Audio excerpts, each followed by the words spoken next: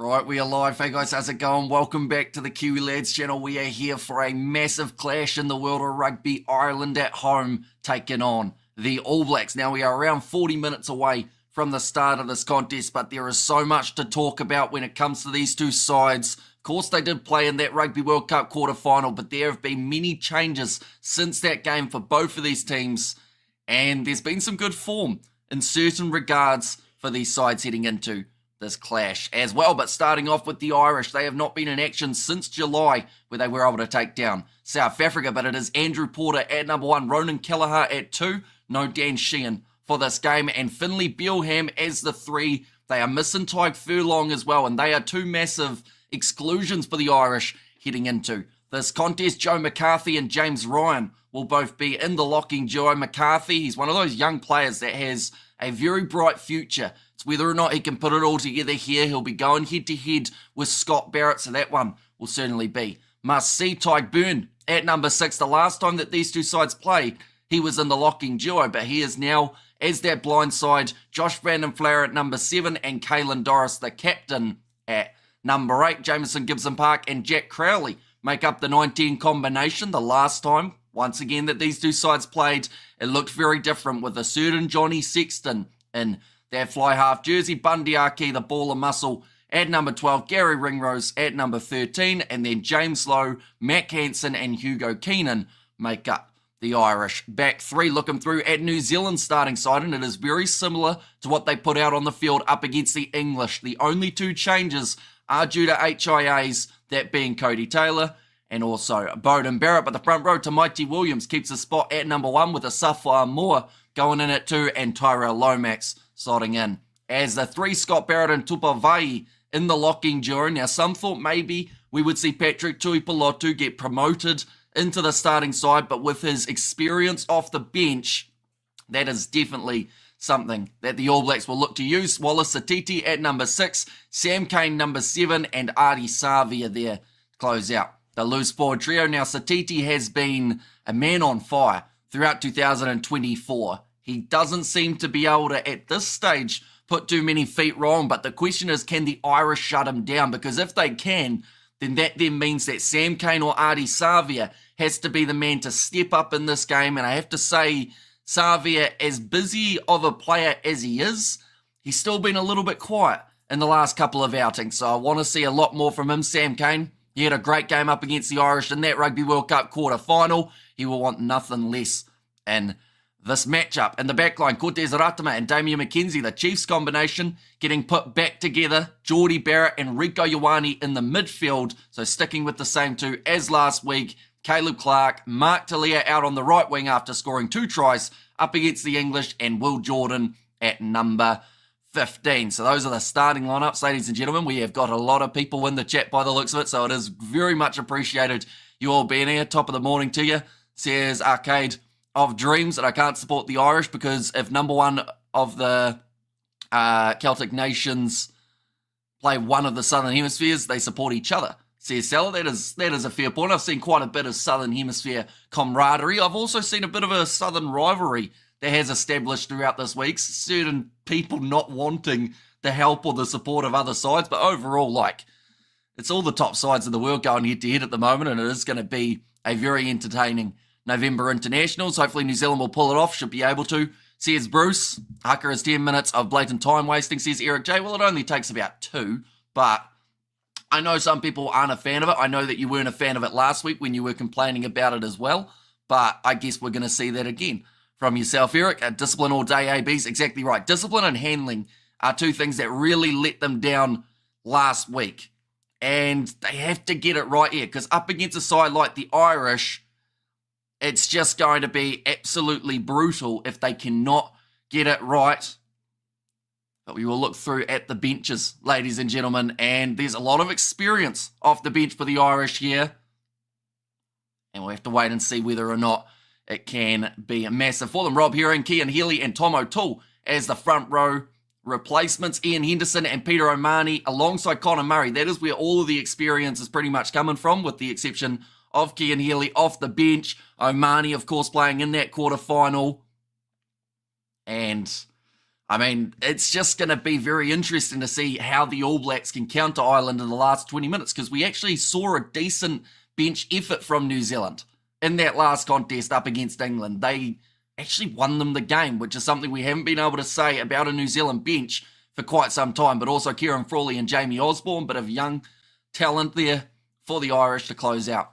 The reserves, George Bell, this is a massive game for him. In fact, I would argue this is the biggest game of his career. And I don't think there's much of an argument, because the last game that he played, I believe, was up against the Fijians. And then before that, or actually after that, I think he also got a little bit of a run in for, I want to say that game up against Japan. Maybe he was off the bench, I think he was. But the fact that we can hardly remember when he has played tells you how little minutes George Bell has had it. And now he's going to be expected to go out there and have a massive performance up against a top side. In Ireland, offer Toingafasi and Pasilio Tosi, they will be in the propping department. Patrick Tuipulotu and Sama Peni-Finau off the bench. Finau only getting a few minutes in the last contest. Cam Roigard, Anton Leonard-Brown, and Stephen Perofeta goes back into that side. That is to replace Damien McKenzie, who is, of course, in the starting lineup. But the table, Ireland, they were top of the Six Nations. New Zealand, they were not top of the Rugby Championship, finishing second. One moment, we will go like this to the left of the path near woodwork. There we go. I got asked a question about where to find cricket boundary markers, but we're good. But Ireland, they managed to get themselves 4 wins of their 5. South Africa, they managed to get themselves the top of the Rugby Championship, like I mentioned, with 24. New Zealand losing 3 games. It's not very often you see 50% in terms of a winning rate for New Zealand. But here's the little bit of a fun thing about this game. Ireland are the only side since 2016 to hold a better than 50% winning rate over New Zealand. Now, South Africa, they have got 41%. But the Irish, they've become a bit of a bogey team for New Zealand ever since that win in the USA, ever since we also saw in the New Zealand tour where Ireland came over, got themselves 2 wins. Like, that is where this rivalry has become fully established, and it's going to be pretty epic to see what happens here at the Aviva.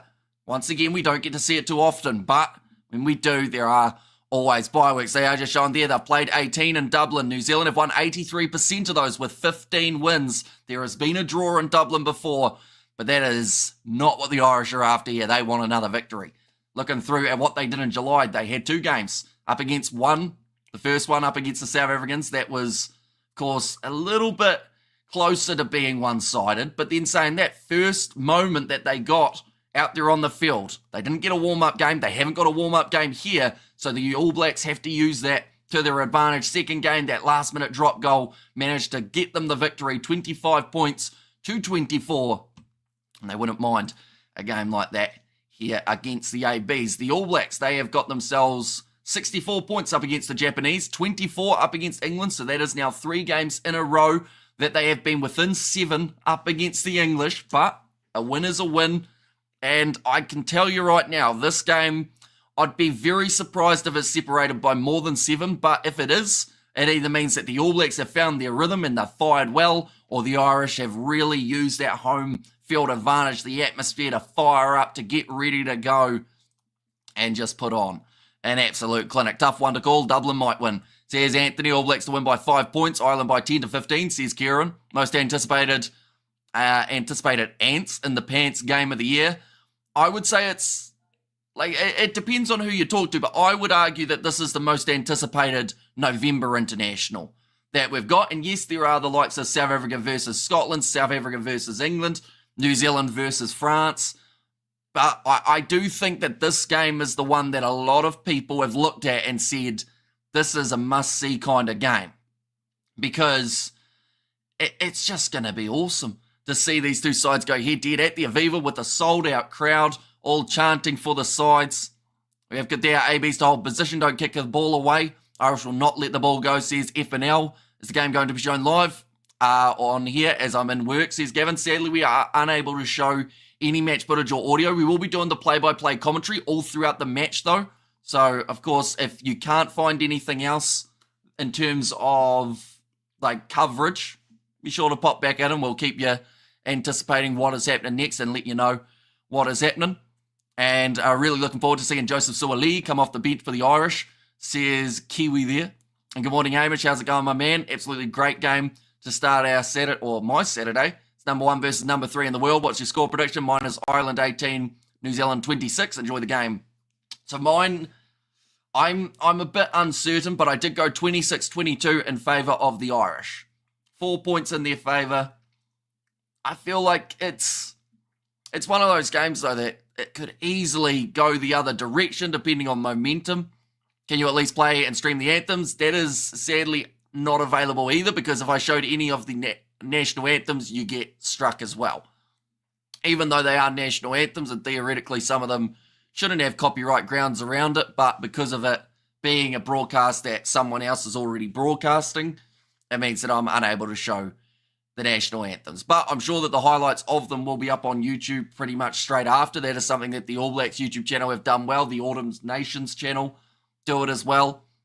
If you forgot, we beat them lads over there in them test games, so it's Ireland by 10. Says Dennis, I like the confidence. I do, but we've also got to remember the Irish have not been in action since July.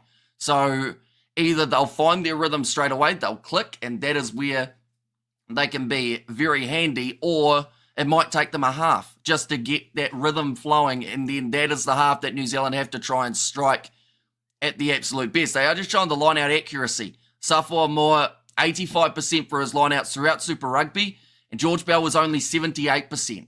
And the last time that these two sides played in that Rugby World Cup quarter-final, it was Cody Taylor and Dane Coles. So they had huge experience there, and now between these two, they've got less than 50 caps. So that could be somewhere that this game is won. If the line-out is not secure for the All Blacks, that is where the Irish might be able to strike, but they also don't have Dan Sheehan in their lineup. There have been many changes since that quarterfinal, and I was actually doing a little bit of research based around it for the All Blacks.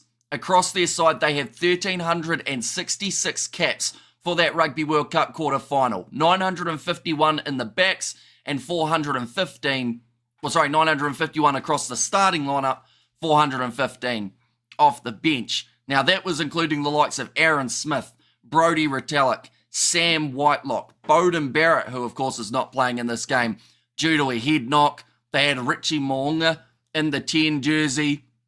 So quite a few names that are not involved throughout this game. Whereas now for the All Blacks, this current lineup that they've put out there on the field, they have got 898 caps. So almost 400 less caps for this lineup up against the Irish.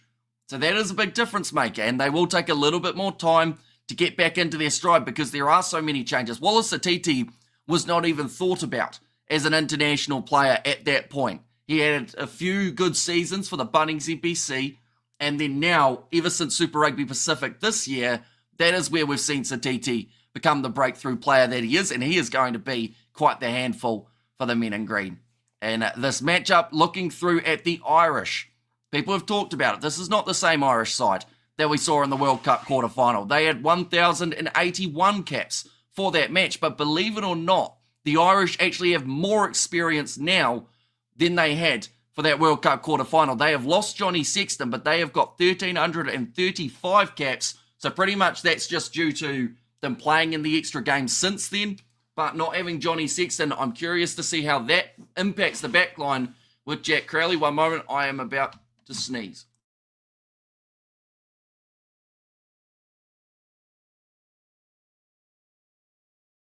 There we go, we are good. But yeah, so interesting stats in that regard. New Zealand losing 400 or so caps, Ireland gaining about maybe 50, but at the same time, not having Johnny Sexton in Ireland. What is that going to do for this Irish chemistry? I'm a neutral. So just going on what I see in the stats, in Ireland have home field advantage. Says Albert there. And we have got their All Blacks to win 26-22. Says PSG, by the way, mate, I won't even watch the game on Irish TV. Sooner to just hear you doing what you do. Good on here. Thanks from a bloke can't see too good. Says Dennis, no worries at all. Hopefully you are going to be enjoying this matchup. 12 degrees Celsius, 9 kilometres of wind. So just great evening for a game of rugby. The All Blacks are warming up in the background. They are only 25 minutes away from the start of this match. New Zealand need to disrupt the breakdown. Kane and Artie to handle the grunt work. says Claus, and it has been talked about quite a bit. They said about how, like last week, Wallace Satiti was able to have such a great game because we did see the fact that pretty much Sam Cane and Artie Savia, they were doing the little things on the breakdown side of things, getting in there. And, like, that's the thing. Satiti was just immense last week. And we didn't really see the other two. But that's not a bad thing, because if they are doing their work and they're not missing tackles and they aren't conceding penalties, it's what you want. It's not on Irish TV. Says Kieran, and odds coming in at 24-1 for tonight. Says Kurt, and one moment, I will go back because I think you put it there. All Blacks to win, Talia and Jordan to score any time. First try in each half. Oh, sorry, and one try in each half. Is that one try for both teams, Kurt, or one try for the All Blacks in each half? Do let me know. At Ireland playing Burn at 6 shows me Ireland might be planning to win the shoving battles. Burn almost never plays at 6, says Anthony Walsh. Yeah, the last time these two sides played, he was, of course, playing in that number 5 jersey. And I always say good sportsmanship is the most important in any sport, says Roof. And one try for anyone doesn't matter. Okay. Right, so that should, maybe. We'll see how it goes, because Will Jordan, of course, playing 15, it's a tricky one, because he always finds a way of scoring, or more times than not anyway. But, yeah, I am curious to see if he can really get involved here up against Hugo Keenan. The last time that these two sides played, I believe Will Jordan was actually out on the wing. They had Bowden Barrett at 15, Richie Moonga at 10.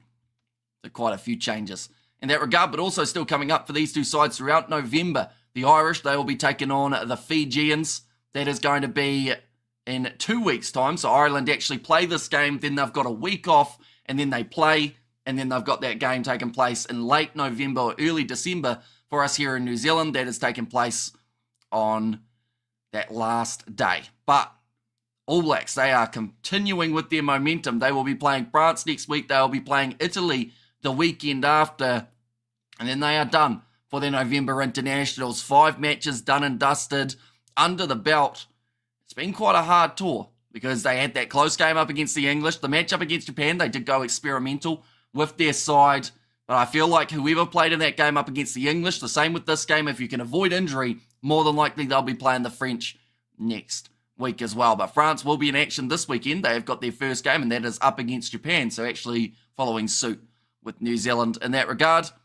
We have got their, we're paying $2.60. That's crazy. Yeah, for the All Blacks to win is $2.60. So I know a lot of people will be putting quite a bit of money on that one, but it's a tricky one at the Aviva. You just don't know how much crowd atmosphere and how up for this game this Irish team would be. You'd think it would be 100%. But it's just whether or not they've got that nice chemistry. But at the same time, like a lot of these guys are from Leinster. So they've already been playing together, similar to what we saw for the Glasgow Warriors in Scotland, how they already had that cohesion that they were after. I put a separate bet on. AB's getting minimum 1 converted try each half. Should be an easy winnings. 22k. That is pretty hefty, isn't it? You'll be able to get yourself plenty of Christmas presents. And most of the Kiwis here are basing their winning forecast on the World Cup win from last year. Ireland is twice as tough as England. But prove me wrong, won't mind. Go the box, says Albert. And hey, says the Rugby Second. Welcome in. Hope you are doing extremely well. I imagine the response, if Rico leads the Haka, says John Tamai. Yeah, although there's not really going to be like the response, I guess you could say, from the man who he's had his rivalry with. Of course, Johnny Sexton not playing. I'd assume he'll be in the stand somewhere. So more than likely, I would think if Rico Ioane is leading the Haka, they will do a pan to somewhere in the stands, Johnny Sexton watching on. Did Ireland ever win against the All Blacks, says Saraya? If you're talking about in terms of just their general head-to-head, 5 of the last 9 times that the Irish have played New Zealand, they have beaten them. So that is just since 2016. The Irish have really become New Zealand's bogey team. They're the only side that New Zealand has lost to more than 50% of the time in the last about maybe 8 years as well. So quite an interesting stat in that regard. Actually, tell me why Ireland didn't get to the stage of the World Cup. We don't seem right. Says Dennis, I honestly don't know the reasonings behind why certain sides host and certain sides don't. I don't know if it's based off like accommodation and where the grounds are located. I really couldn't tell you why they haven't. And how impartial do you plan to be tonight? Will it be easy? It should be. We were impartial throughout that quarter final. when we did cover it, and that game was about as close as it can be. 30 plus phases for the Irish at the end of the game, just to have that Sam Whitelock turnover, but he's not playing here. Will you be watching Springboks versus Scotland? We certainly will be doing the commentary for that game as well. And we have got there, and the chat come on ABs, says Rugby Itch, and thank you Roof, says Padraig, and also Ireland, I lost the Scottish vote, but England voted for Ireland to host, says Hanoi. And there as well, but we are only less than 20 minutes away from the start of this game, ladies and gentlemen. Looking through at the starting sides once again for Ireland. They have gone with a strong lineup, although a couple massive players missing in terms of that front five. Andrew Porter at number 1, Ronan Kelleher at 2, and Finlay Bealham slotting in as the 3. Joe McCarthy and James Ryan in the locking duo. Tyke Byrne moves to 6, with Josh Brandon-Flara and Caelan Doris as the other 2 in the loose forward trio. Jamison Gibson-Park back at international rugby. He is going to be possibly the X factor for the Irish in this game, alongside the youngster Jack Crowley, who has a fearless way of playing that I think could really match McKenzie well in this game. And then just pure power on his outside. Bundy Aki at number 12, Gary Ringrose at number 13, then James Lowe. He'll be marking up with Mark Talia for this contest. Matt Hansen out on the other wing will have Caleb Clark.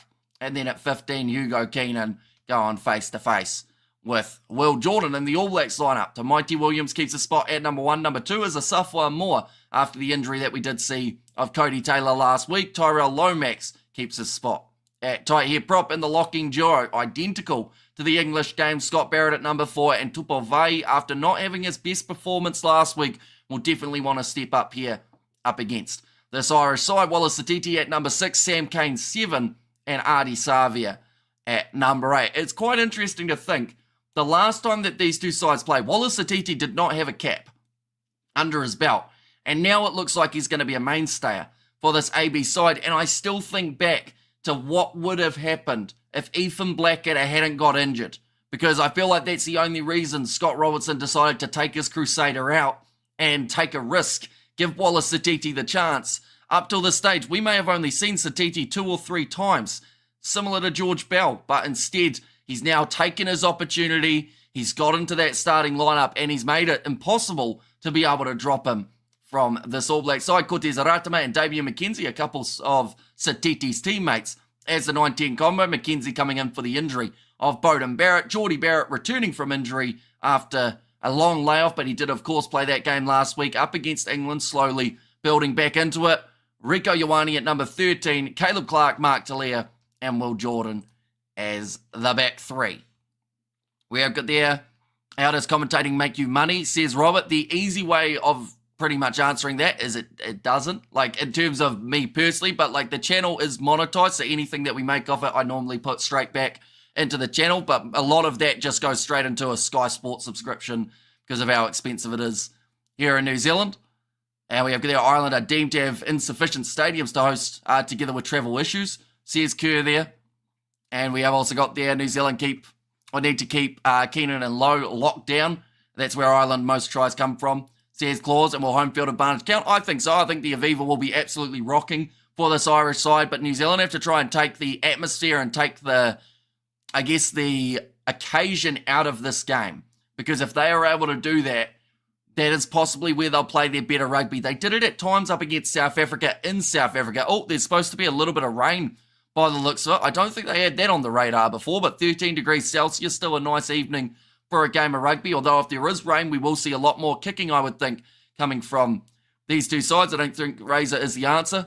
Says Kieran there. We have got on the right, remember the time you said if the ABs win tonight, you will do the Haka, says on the right. That has never happened, but I do thank you very much for your £5 donation. I mean, we've seen how much outroar there's been against the Haka in terms of overseas sides.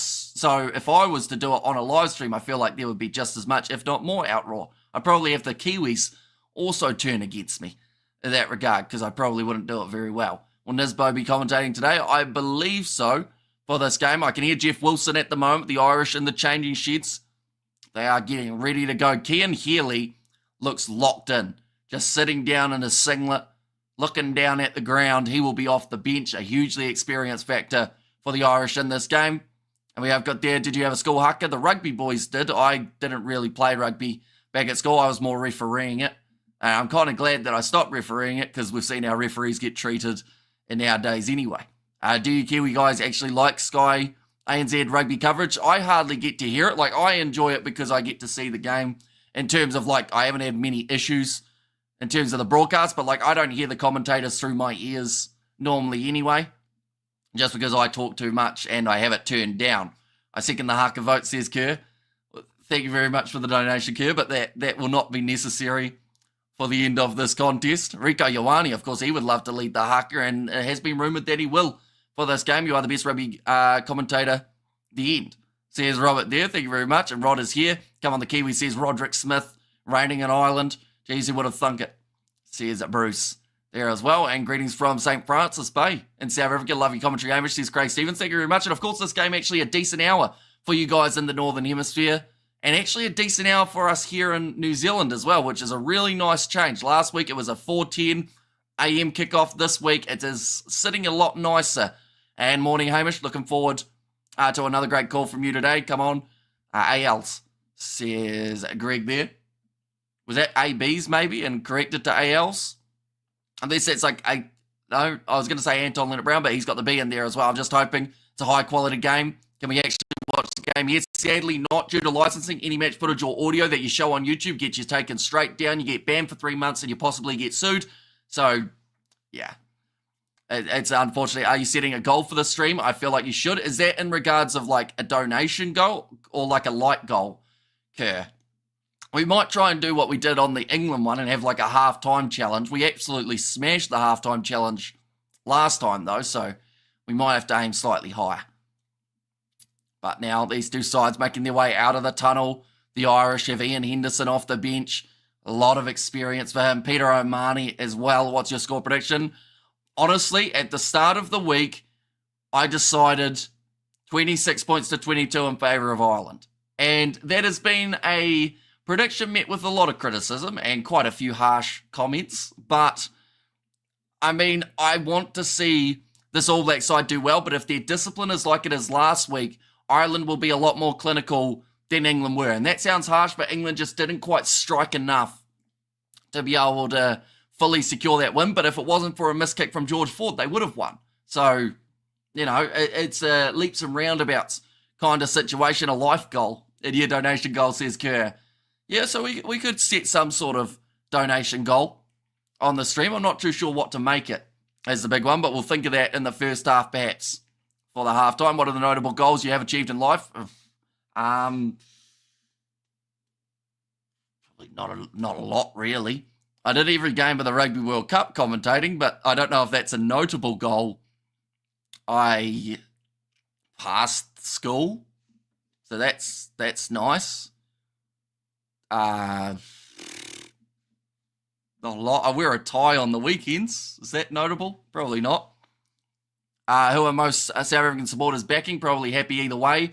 I've seen more South Africans supporting New Zealand than Ireland in this one because, of course, if New Zealand win, then it gives South Africa an opportunity to take that number one spot. What games is playing this weekend? There are plenty. One moment, we'll go here and we'll go here. Now, forget about the 6 days' time, 7 days' time and whatnot. These are all the weekend's games as well as a few others that are also taking place, but I'm about to sneeze, so I will quickly mute for a second, but plenty of games are happening in the near future.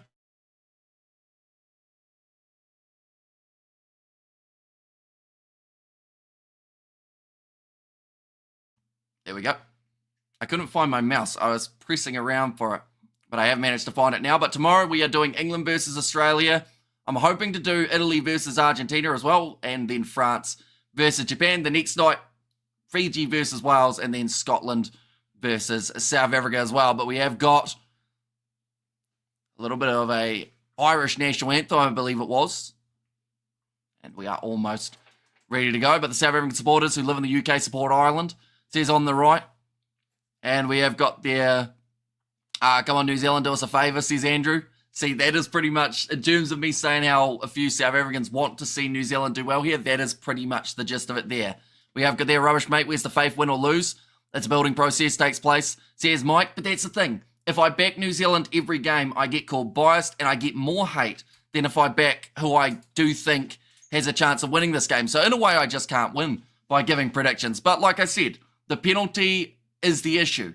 If New Zealand can control that and have less than 10 penalties against them, I think they'll do extremely well in this game. And because they played last week and the week prior, I actually think that would give New Zealand the advantage. But it's whether or not their discipline can be on point, because we saw about 4 or 5 tackles off the ball up against the English, and in the nicest way possible, it was just stupid, the amount of ill discipline we saw up against England. So, like I said, that's the difference maker.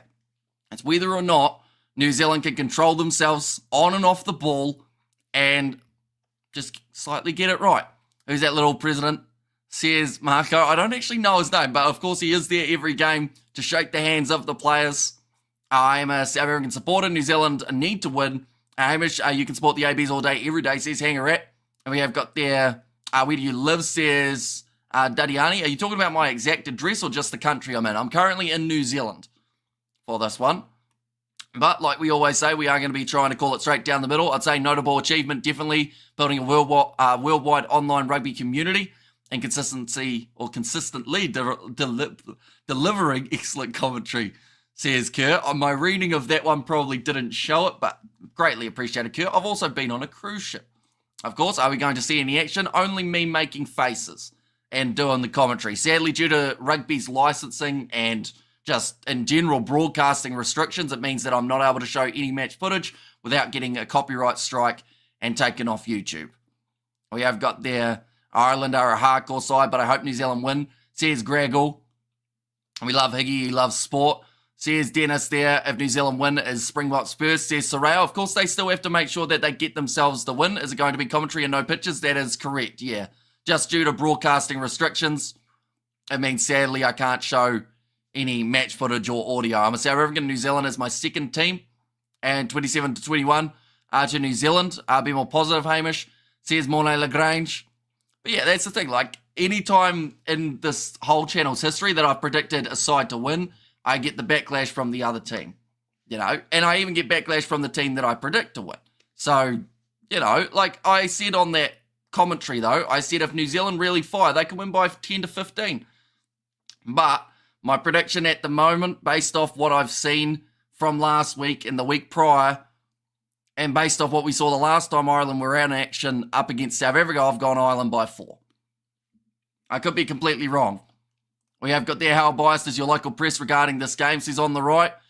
I mean, the TAB odds should tell you what you need to know. New Zealand are $2.60 underdogs, and I don't think they've ever been that big of an underdog. Even up against South Africa, I don't think New Zealand reached $2.60. So the New Zealand media, some are giving them a chance, but I think they're really riding into this underdog story for this contest up against the Irish. They're saying they're going into the belly of the beast. No offense to Ireland, like not in terms of saying you're beasts or anything, but they're saying that this is going to be their biggest challenge of the November internationals, and they still have France next week. So, you know, it is a very intriguing one. Who's the referee for this match? We are going to see him very soon once the national anthems do take place. I'm not actually too sure. I assume Matthew Raynell, or maybe someone along those lines, someone who's impartial in that regard.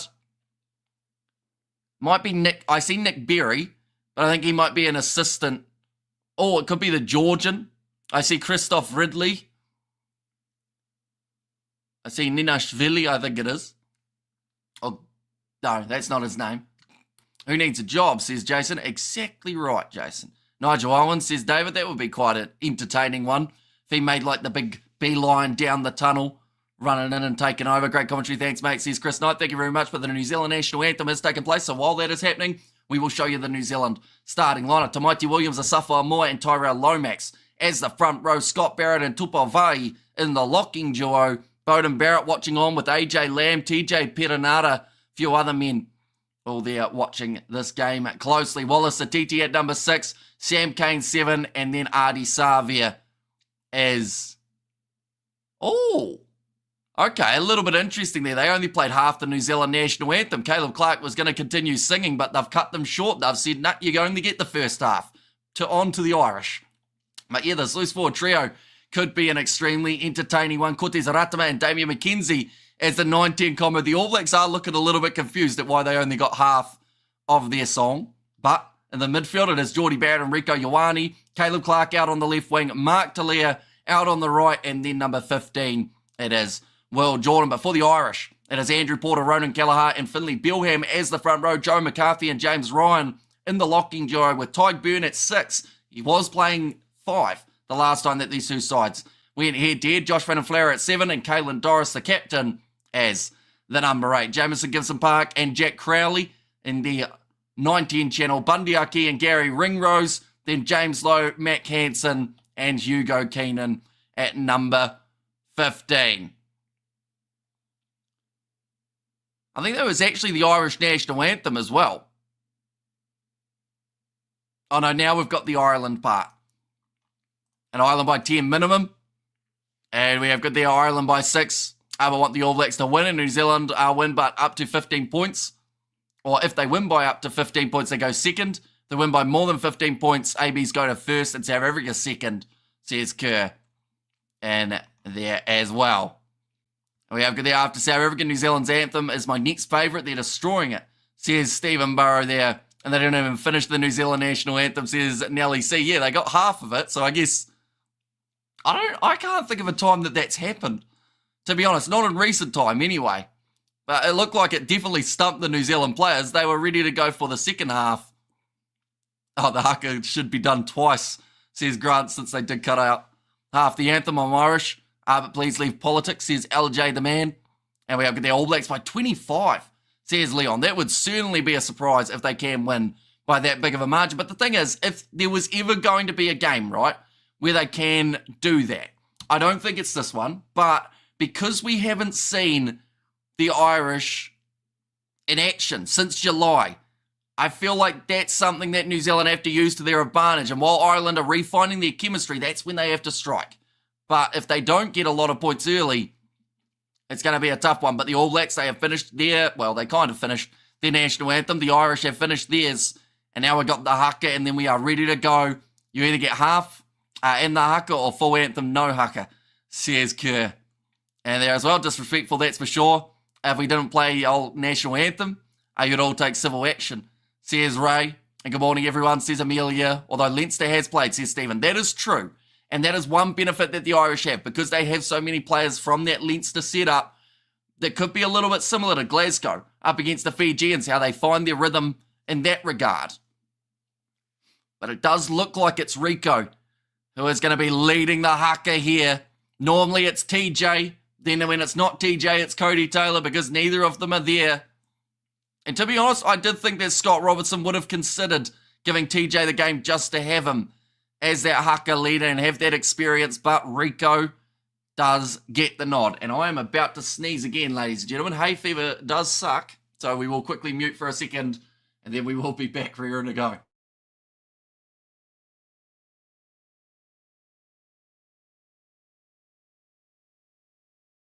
And we are good. I like how I turn more and more red each time I sneeze. And Glasgow against BG, says Kerr, pretty much, wasn't it? The Glasgow Warriors take it on the flying Fijians. Darcy Graham out for this weekend's a big one. I can see a few raindrops coming down as well for this game, so we might see a little bit more of a kicking battle. Apparently 6 sneezes is equivalent to an orgasm. Who told you that, Kerr? That means I have multiple... Never mind. Rico, the judge of the Haka. Scott Barrett at the front with Sam Cane and Artie Savia. 3 men who were involved the last time that these two sides went head-to-head. And like I was saying before, like the All Blacks have lost about 400 caps of experience. The Irish have gained 50, but that is only because they've been playing games since. We have got there, can you please calm Moss Mallow down? Says LJ, I haven't even seen Moss Mallow if I'm being honest. And we have got there, Corny, says Mr. Orlin. And also, no worries, I have signers too, says Saina there. But the Haka has been done. The crowd is loud. And we are now ready to go for what will be an epic 80 minutes. If it is anything like the last time that these two sides played off, there will be hard hits. There will be intensity in the breakdown. Some beautiful backline plays. But with the rain, what does that do? But just that loose forward trio, I think for both sides, is going to be so crucial. Aki looks focused, says Hanoi. And he's one of those players that when he's on song and he is playing his best rugby, he's very hard to stop. Oh, the commentators have already said Kiwi-born players in there as well. They just had to get that in there just in case the Irish beat them. The All Blacks all day, says Paya there. And Irish should have stood still after, says Annoy. Well, that's what they did in the under-20s game, wasn't it? Anyone who watched that game saw that both sides stood off and just stayed there for a good, 2 minutes. And the referee was like, come on, boys, we're playing now, and both sides just didn't budge. So I feel like that would have been quite cool to see as well. Could Ireland drop to second if they lose? They certainly could. If New Zealand win by a significant enough margin, they could go down. Plus, if Scotland are beaten by South Africa by a certain margin, they could also get leapfrogged a little bit. So it's quite important for both of these sides. Aki is raging. His national anthem was cut short, says Kerr there. But Rieko Ioane, I wonder whether or not leading the Haka, right? Something that he hasn't done. He's good. Oh, he's still got that heavy strapping on the hand, but I wonder if that's what he needs as big motivation, because he hasn't had that massive game yet, I don't think. Throughout 2024, he was close throughout the Rugby Championship, but McKenzie will be the starting 10 here for New Zealand rather than Beauden Barrett. Nick Berry is the referee in charge, the Australian ex-rugby player. And McKenzie will be kicking this one off from right to left, with the rain falling at the Aviva, with the crowd in attendance, and with both sides ready for 80 minutes of hard-hitting action. We are now underway for this match between New Zealand and the Irish. McKenzie kicks deep into Irish 22, and Caelan Norris, the captain, does manage to gather. But they will be looking to just set this one, get it out of their own territory early. Gibson Park back into the pocket to James Lowe, who of course has a massive left boot in terms of the distance on it, not the size. I'm not sure what size that would be. Geordie Barrett kicks it high. Looking to chase this one, but really no one following up, which means Hugo Keenan gets a free catch at it. Gibson Park back into the pocket again, goes to Jack Crowley, who will look for a kick up and under towards the halfway line. McKenzie, uncontested, does manage to gather and does take it to ground as well. Cortez Aratame, he started last game up against the English. That ball took a little bit longer to get out there in Ireland. Managed to force New Zealand back a few extra metres. Now looks like Aratame again will go for the box kick. We have good there. What's good, Hamish says, not everyday cultures. Welcome in, mate. All charged down by the Irish. That was Andrew Porter, and a knock on from Jordan gives the Irish the scrum. And this will be about maybe 35 out from the line. That's great work from Porter early, getting the charge down. We have got there WGF. Why can't we see the game? Because of licensing. Any match footage or audio, get you taken straight off YouTube. Banned for 3 months. We have got Others said, fix your teeth, clown. I mean, I can see the game though, can't I? So I'm pretty happy, smiling with my teeth. But 90 seconds in at the moment. Andrew Porter already fired up for this matchup, getting a big opportunity at 1, being partnered with Ronan Kelleher and Finlay Bealham in that front row. If you're sitting the other side, we'll be left to right, says Bruce. And Ireland wearing good camouflage, says Eric J. The Irish, they have got themselves a 900 almost kg pack, 2 kgs off it. The All Blacks over 900 with 927 kgs. They will have the first speed. Oh, no, Nick Berry stands them up. Says you're going to have to go at it again. That rain will make it a little bit slippery underfoot for these two front rows. Here we go, All Blacks, says Nicholas there. And we have they're waiting for Porter to cheat at the ruck and the ref to do nothing about it, says JP.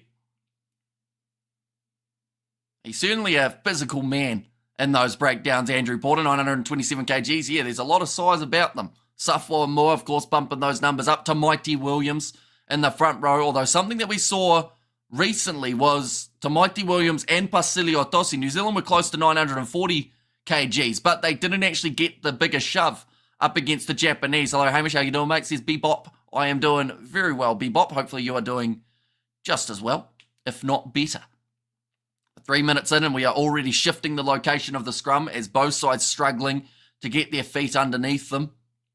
And by Hamish, where on the pitch are they? Exact location is required, says Kerr.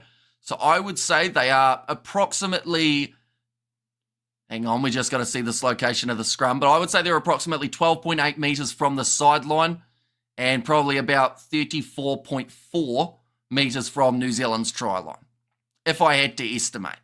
What do you think about the 7-1? It's interesting, that is for sure. In fact, they're a bit closer than 34.4, probably about 30.4. But now, Jamison Gibson Park, ready to feed this ball in. And we are good to go. The ball has gone into the scrum. It's been the longest process of the whole game so far, but Jamison Gibson Park goes across to Crowley. Here comes Arkey with the flat run straight at Geordie Barrett and McKenzie. Gibson Park shifts it nicely. Off to James Ryan. Quick hands. McKenzie hangs in. Kelleher gets it on the outside to Bealham.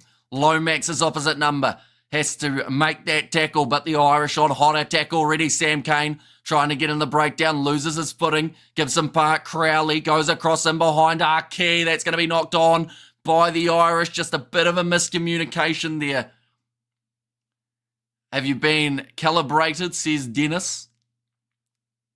I had the latest update not too long ago. If that's what you're asking.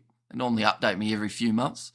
Just say often and what half they're playing at least, or near what line, says Albert. Well, they are still around that same position on the field, maybe 25 metres out from New Zealand's line, but now New Zealand have got the scrum due to that drop ball. And what do you think of the 7-1 split of the Springboks? It's interesting.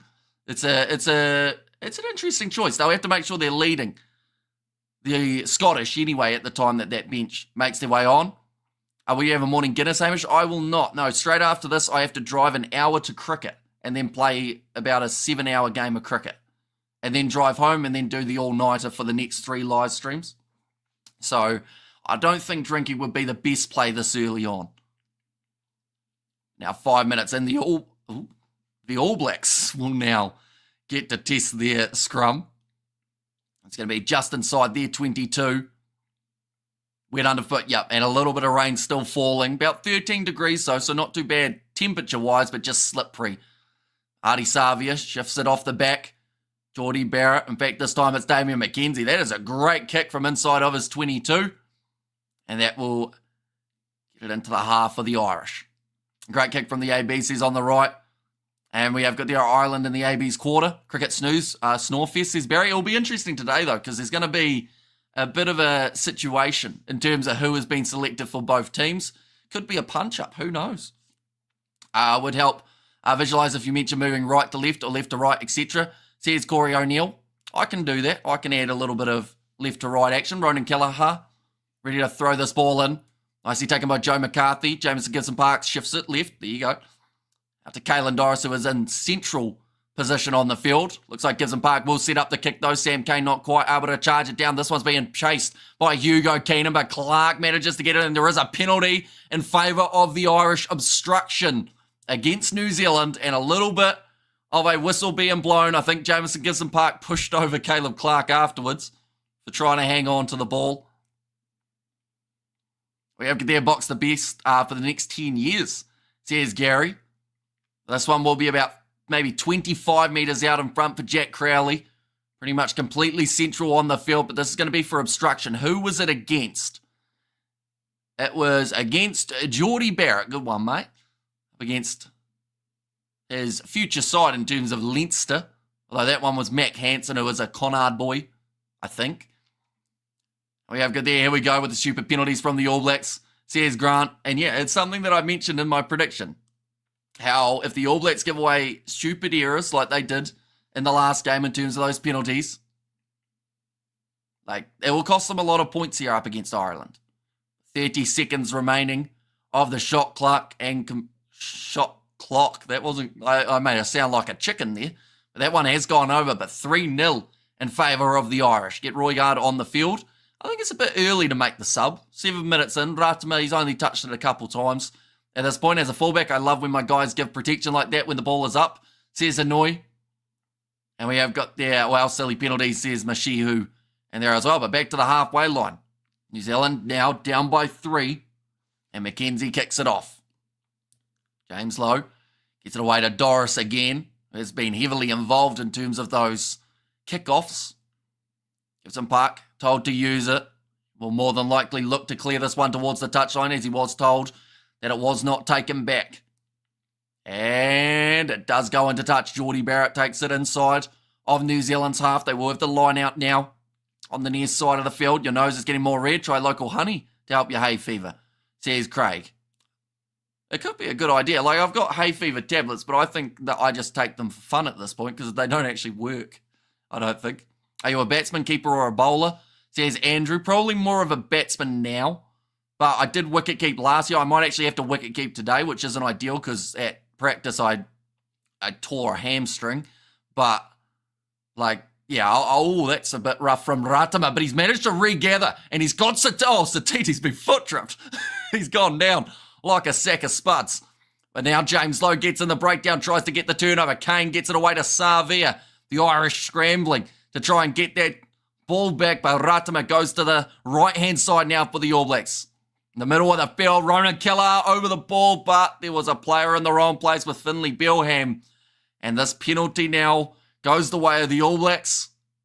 Oh, double blow of the whistle. This might be Ronan Killar injured here. No, he's up on his feet. Who was? Oh, that was Bilham. The last thing that they want, though, is another injury in the propping department. Definitely that tight head roll. They've got Tom O'Toole they can use off the bench. It's funny that the Irish have 3 Kiwi birds on their shirt and the Canterbury logo against the ABs. Says Fleshin.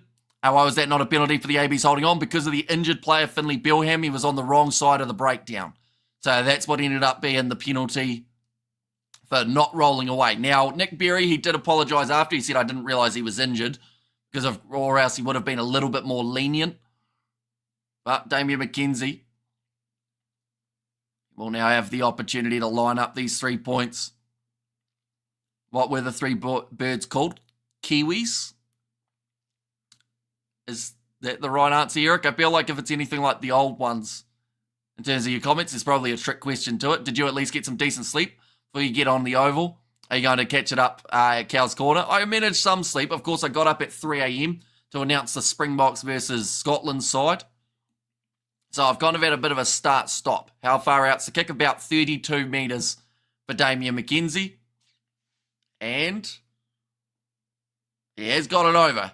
Slightly going right to left. But one moment, we're about to sneeze again, so I will quickly mute. But 3-3 between these two sides yet again.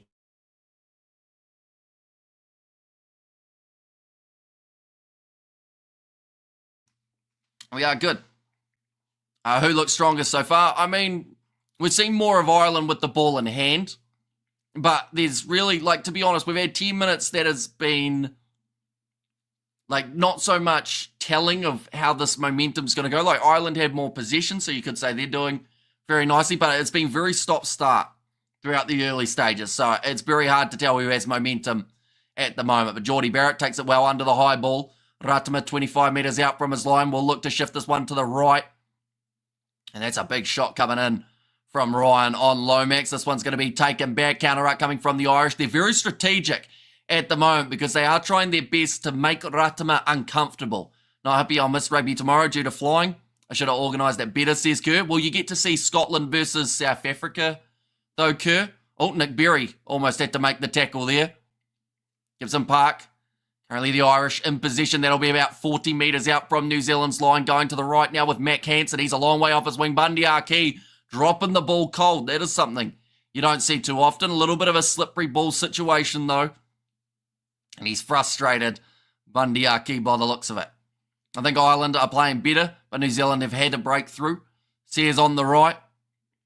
Although Ireland has still had a couple simple handling errors that normally we would see held on to. There was that one of Bundy Aki just then. There was the Gary Ringrose one earlier on where there was a bit of a miscommunication from the back line. Just tomorrow flying from Spain to Dubai. As you do, just a casual Saturday. What are you doing in Dubai, Kurt? I assume you're getting ready for the next cruise, possibly. I think Ireland are playing better. Oh, no, I read that one, didn't I? Come on, Ireland, says Burgess in the chat as well. But once again, we are going to have a scrum 12 minutes in. This is our 3rd scrum, I believe. And Solid Curry says, well, chance twice. Ratama to feed this ball in just inside of New Zealand territory. 45 metres out in the middle of the field. We have got there, where's the live streams at? Sadly, you won't be able to find too many of them on YouTube without them getting taken down pretty much instantly. McKenzie with the inside ball to Will Jordan, but well covered by Jameson Gibson Park. Josh Van den Flair. Oh, he's got to be careful grabbing him by the waist like that. He has controlled his momentum. Savia Tries to crash board a little bit more. Caelan Doris cleaned out of the breakdown by Rico Ioane. Now Geordie Barrett looping around was Will Jordan. He's almost been tackled by Barrett, but Doris be happy with how this loose forward trio has started. And there's a knock on now from New Zealand. The intensity is starting to increase. And over 1,000 watching Gamish. Well done, says Greg. Thank you very much. And game is pretty even so far. Oh, a little bit of a scuffle. Joe McCarthy and Scott Barrett. Barrett decided he'd give him a little rub on the head like he was a child. Joe McCarthy said, "I'll drop you, mate." Probably not those exact words, I would say, but that's exactly what you want to see from a captain, isn't it? The one who's starting the fights, rather than the one who's de-escalating them. But 13 minutes in at the moment. It seems Rata is slow to deliver. He is a little bit at the moment. Right, so Tyrell Lomax has him in a scissor by the looks of that. And then I'm not sure what's happened after that. I think McCarthy was celebrating. Yeah, then Barrett gets in. So whatever he's done, obviously McCarthy's done something to fire up Scott Barrett. Because, well, yeah, I don't know what's happened there. 99 Cal or 99 Call. What time is it there? At the moment it is 9:27 a.m. It's actually quite a nice time for a game of rugby. And size 12 carbon footprint. And we have also got there, they are and stronger, says Padraig.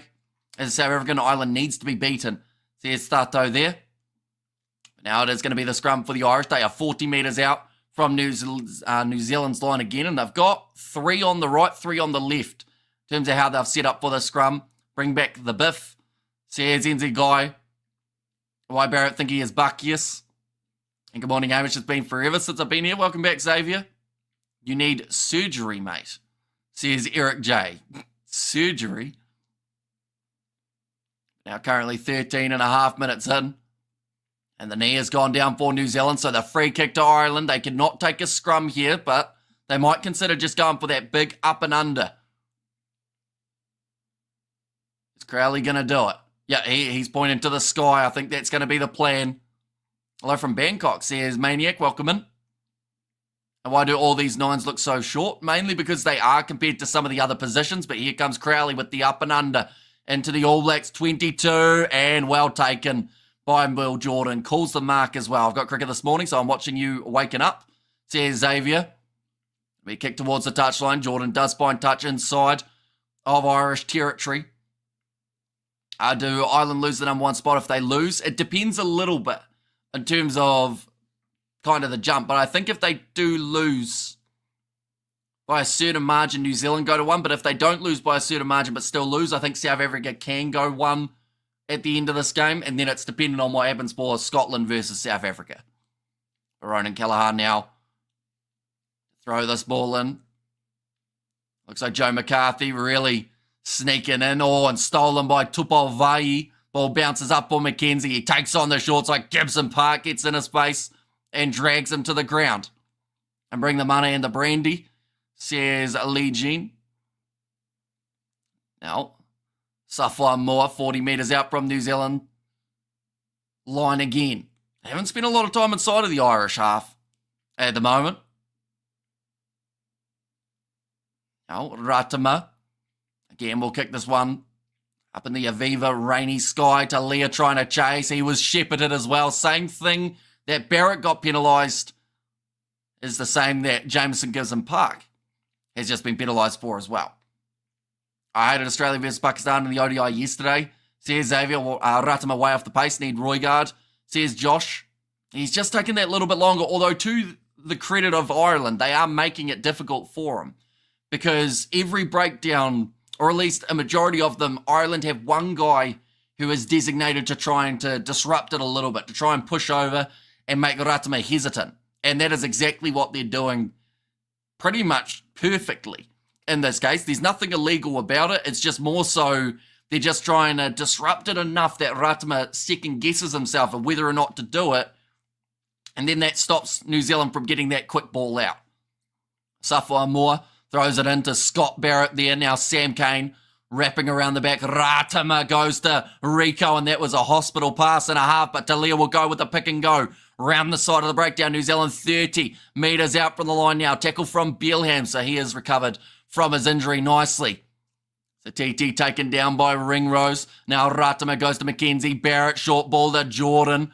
Trying to pierce his way through. This is the best attacking chance that New Zealand have had so far. Is that a hay fever nose or pimple, says Craig? Probably both. But yeah, a lot of sneezing has happened over the last couple days. And done 10,000 or 110 miles flying so far this year. That is a lot, that is for sure. Now Ringrose trying to wiggle out. Once again, Ratama almost knocking that ball on in the breakdown. Here comes Satiti. Manages to break through one. 25 metres out, McKenzie. New Zealand very compact in their line at the moment. Not too many players way out wide. Now Mark Talia, they're trying to shift it to him. Jordan gets it away to Talia. Offloads on the inside. James Lowe has to kick that ball away, and it stayed in the field of play. McKenzie, now 40 metres out, tries to go around Josh Van den Fleur, and that is a textbook tackle from the number 7. The All Blacks still in possession though. Now short side, Mark Talia had the ball ripped out of his hands by Tyg Byrne. Little bit of a juggle from McCarthy, so he decides to take contact. Now Gibson Park. He was almost told to use that before he even got to the breakdown. Crowley looking for the cross kick. Mac Hansen, I should say, going up for it. Knocks it back onto the side of Ireland, but Caleb Clark cleans the ball up. 2-man tackle on him. 40 metres out from the line. Now going to the short side here for New Zealand. Inside ball from Barrett to Asafo Moore. Wrestled down by the captain, Doris. Now to the left. It's a 2-on-1. Rico Ioane, though, tackled brilliantly. Currently 19 minutes into this contest. Is Satiti starting? He is indeed starting as the number 6. Lomax. It's it into the middle of the field. They're starting to get towards double digits in the phases at the moment. Ball is there for Ratama again. I swear he's knocked the ball on like 4 times in the breakdown. Now, Barrett, inside ball to Jordan. Tyg Byrne off his feet and does end up with just a little knock on against him. What's your prediction? I did go 26-22 for this game. We have got the I have New Zealand up as number 1 in the world after tonight's game, where rugby need to rethink their rankings, says Andrew. Yeah, although it is heavily dependent on who you play, isn't it? Like, we've got to remember New Zealand already, oh, that's a good shot. Like, they've had to face England, so they've had that extra little bit of an advantage. I think they went up like about 1% in the ratings. Ringrose, what a player, says Kawasi there. Right, I think that New Zealand might consider going for the extra 3 points here. Ireland have made 18 tackles, but they have missed 5 out of those tackles. New Zealand making 16 and only missing the 1. But Ireland have had 3 dominant tackles compared to New Zealand's single. Oh, no, sorry, it was a knock-on, wasn't it? So it will be the scrum feed now for New Zealand. But already a quarter of the way through this contest. This will be a very interesting scrum, because this is almost the first attacking scrum New Zealand have had. Come on, the AB's Brett from Brazil says native English. It might be 13-9 New Zealand, says Roderick. We've got another scrum reset. They have been probably the ugliest part of this game so far in terms of just not really having one without a reset involved. That's quite dominant for New Zealand, really, says Graggle. If the ABs were lying in the ruck like Ireland is, we'd be penalised so much, says Josh. I think penalty count's about probably 2-2 at the moment, I think, between these two sides.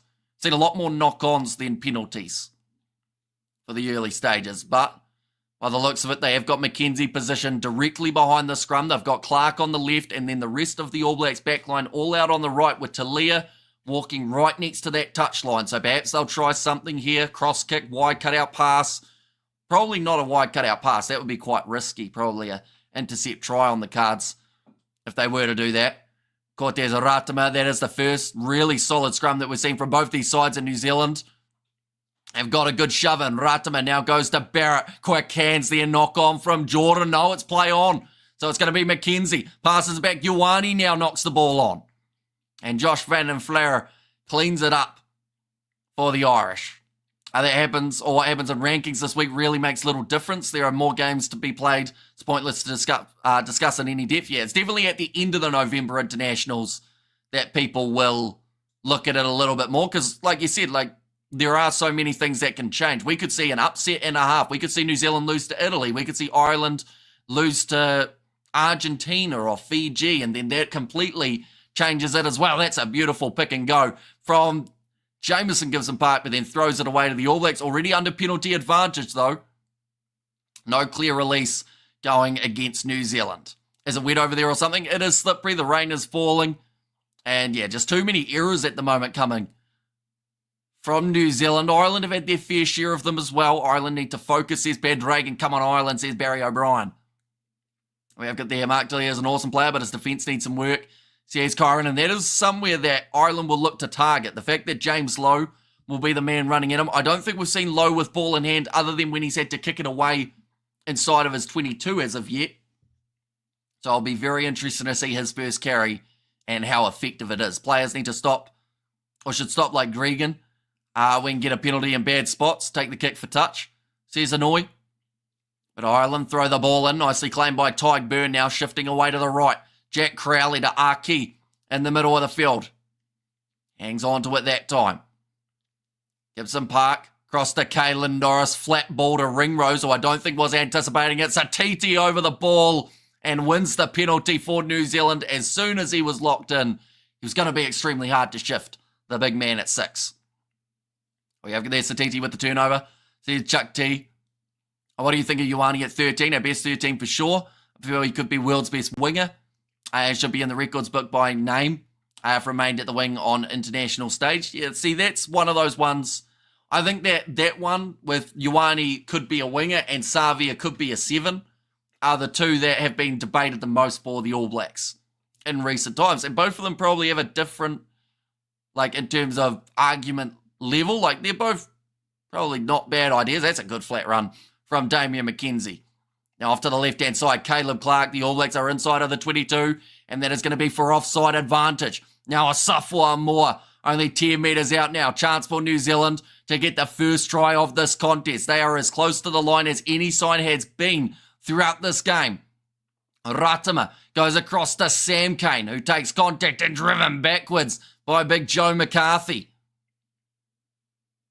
Ball is still there. Ratama goes to Satiti, who sets and goes forward.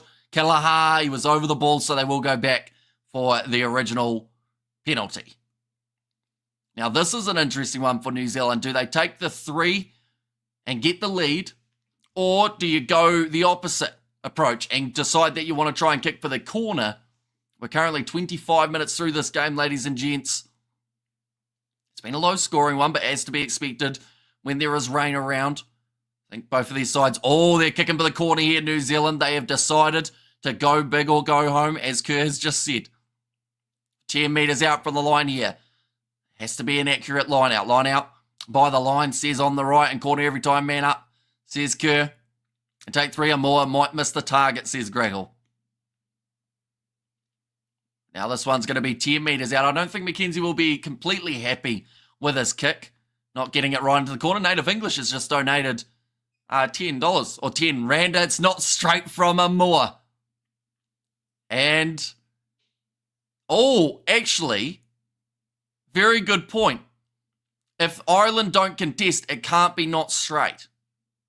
So Ireland had to at least push someone up in the air. We're going to see a replay of this, but one of the newer rules, I should say, was that you can't have a not straight line out if the opposition don't contest. Okay, time is off. That is for Tupavai. He's got a bit of a cut on the eyebrow. They didn't contest, says Zubaid there. And I always like seeing the different currencies, says Kerr there. Yeah, I believe that R would be Rand maybe, but I could be wrong. Which one is it, Native English? Do let me know. A rule that actually helps them all, says Graggle. Yeah, it doesn't seem like there's been any more mention of it. I'd like to see a replay. Oh, real. Whereabouts is a real from? Native English. Do let me know. And rupee, 1 rupee and rand. And we have got, there you go, get them boys. Great start of the game. Says Juan Pierre Bosch. And new rules, blah, says Mark. And there's our Cody Taylor. Will not be playing in this game. Ethan de Groot alongside him. And Roderick, that's why, from Brazil. Well, there we go. The more you learn. Can I have rand? Says good story, bro. And that's why we went for the rolling line out against you guys all the time, loser. Says Lyle. And the Brazil real. And 6 reals equals $1. Says native English. And there as well. I think that's one of our first donations ever in a reel. Hopefully I'm saying that correctly. Who has possession right now? They are just waiting for the scrum. It is going to be Irish's, or the Ireland scrum, for New Zealand not having the straight throw. You don't see too many straight line-outs nowadays. It's becoming the new scrum feed. Says Fleshin. Now 10 metres out from the line. I was wondering what the general feel in New Zealand is about Razor thus far. It's a bit mixed. Like all things, like some people are happy with where they're developing to, others aren't. But, like, it's still early days under the Razor era because he has got quite a long time. Could be wrong, but I think Real. Oh, okay. Oh, that's gone out the side of the scrum through the same entrance. A little bit too much movement, says Nick Berry. It's gone right around, is the call. So it is going to be a scrum reset, a bit scrappy. But rooting for the Southern Hemisphere, says Lyle. Where's the blazer, bro? You need to go all in, says Eric. I decided to not wear it because it's quite warm at the moment. I thought I can either sit here and not sweat or sit here and sweat. So it was the biggest rugby watch-along channel on YouTube. Says not your everyday cultist. I'm not sure because that's the thing. We don't know whether or not there's one that is in a different language, like a French channel that I just don't know how to search for or something along those lines. So we can't guarantee anything. Like we've done pretty well for ourselves. Like I would say we're definitely top 5 in terms of numbers for streams. So that's pretty awesome. A stream is starting to lag now. I can literally see your future. Says on the right. Nigel Owens is straighter than every scrum in the game now. Says Kerr. Now 10 metres out from their own line. Jameson gives them Park. Oh, it's a big push from the ABs and they get the free kick. 10 metres from the line. Artie Savia takes the tap and go. He'll be wrestled down only 5 metres out. Another advantage. Josh Van den Flair diving in off the feet trying to get that counter ruck. Now Barrett. Oh, Kelleher. Hands down there. That's almost going to be another penalty. That's a big clean out from Tamaiti Williams. 5 metres out from the line now, just to the left of the post. Ratama goes back to Barrett and behind him, McKenzie, who's knocked it on. So they will go back for the original one. We have got the All Blacks everything now. Oh, bro, love your commentary, says Harmony. Thank you very much. And best Nigel Owens, Nigel Owens comment was I'm straighter than that put in. Sorted out, says Kerr. And Rand South African currency, says Craig. And there as well, it certainly is. Okay, so they've got a no-arms tackle. They've got a offside, I think was the original one. So they will take the one straight out in front. And I think they're going to take the 3 points here for the All Blacks. One moment, I am about to sneeze again, so we will quickly mute.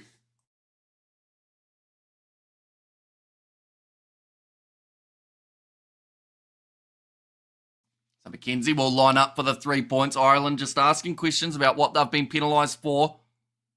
Though quite a few infringements in a row there. They have to be careful. Definitely that close to the goal line. The benefit that they've got is no one else has been that close to the lineup. She's how much the Kiwis pay the ref, says Nick James.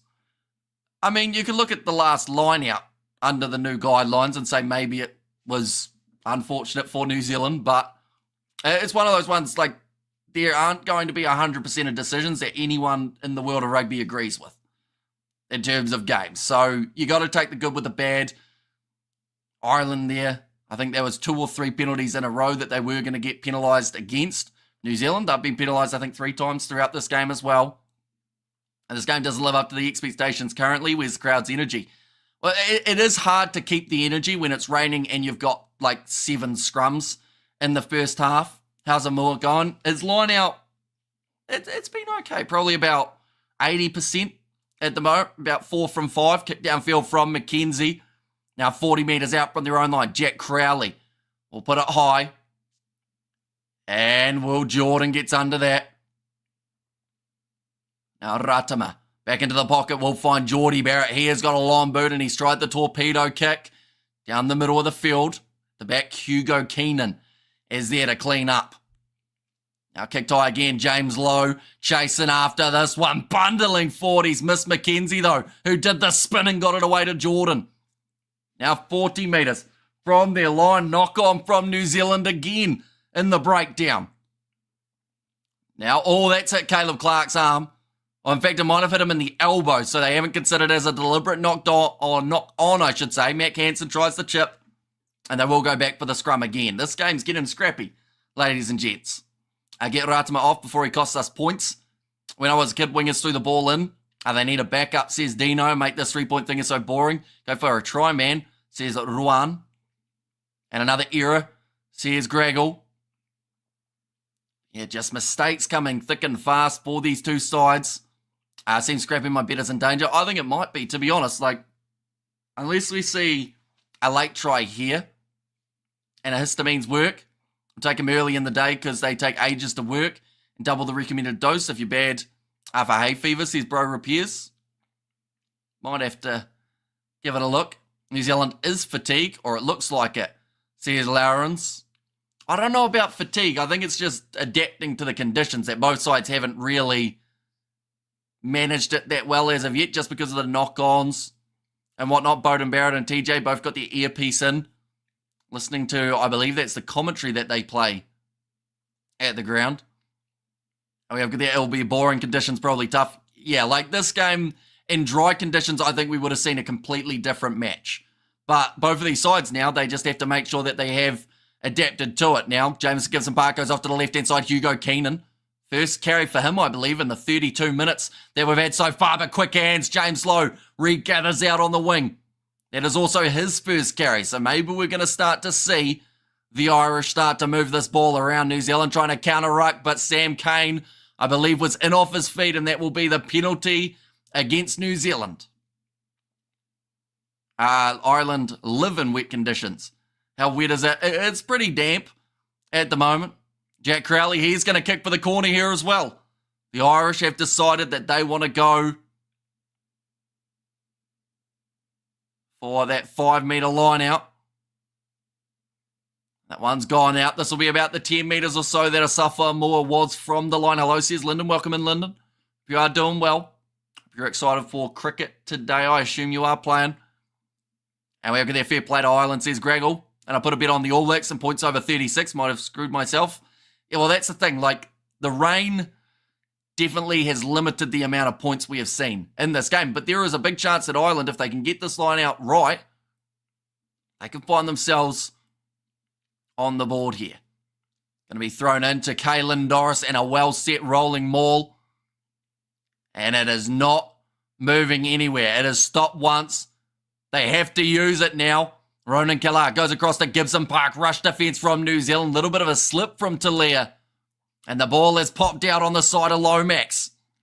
Now New Zealand offloading it to Safwa Moore. They've got plenty of numbers to this left-hand side. Rieko Ioane showing his pace. Caleb Clark sinks the slipper into it. And he's kicked it out on the full. Although they're saying it's hit an Irish player. Will Jordan saying the same thing. We're about to say, no, we're not going to get the replay. We're going to see the replay of the earlier thing. Nick Berry, I think they are just going to check this, see if it did hit the Irish player. But the All Blacks, I think they infringed in the breakdown. Probably very lucky to get away with that one. They're checking for a potential touch.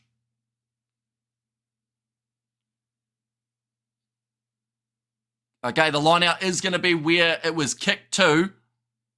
And the All Blacks will have themselves the line out. Ireland and New Zealand, both wet countries.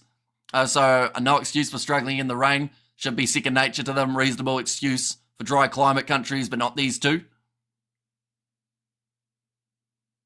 Oh, okay. Now they've said there's nothing clear to show there's a touch, so it is going to be a line out here for the Irish. Well, surely if there's no touch, they go back to where he kicked it from, don't they? Or did they say he's inside of it? This is confusing. I think they're saying he was inside of the 22 when he kicked it from outside the 22. So it becomes an Irish line out on the halfway line. We'll go with that. But a very confusing little passage of play. Ronan Kellar now to throw it. There is not really a gap at line out time, and Scott Barrett has closed that gap even more to get that ball. Geordie Barrett goes across to Rieko Ioane. Tackled hard by Bundy Aki. Now Ratama again finding it difficult. Just that little bit of work in the breakdown from the Irish Tyburn. Oh, he's been penalised though. No clear release is the call. Not saying it's easy in the wet. Can't hide handling errors because of the wet excuse. Says Kerr. Saditi knows how to get the right pass at the right time, says Kyron. And wow, €400 a ticket. That is massive. I know that someone mentioned last week it was £700 for them and 3 kids to go to Twickenham. Nick Berry is having a tough game, says Chad, too many rules, says Crown and Glory. Tell you what, it wasn't too bad from Tyburn there. How much are the hot dogs, says Peter Wild? That is the important question, isn't it? 35 minutes in at the moment. And thrown in by Osafwa Moore. Well claimed by Satiti. Ratama goes off to Mark Talia.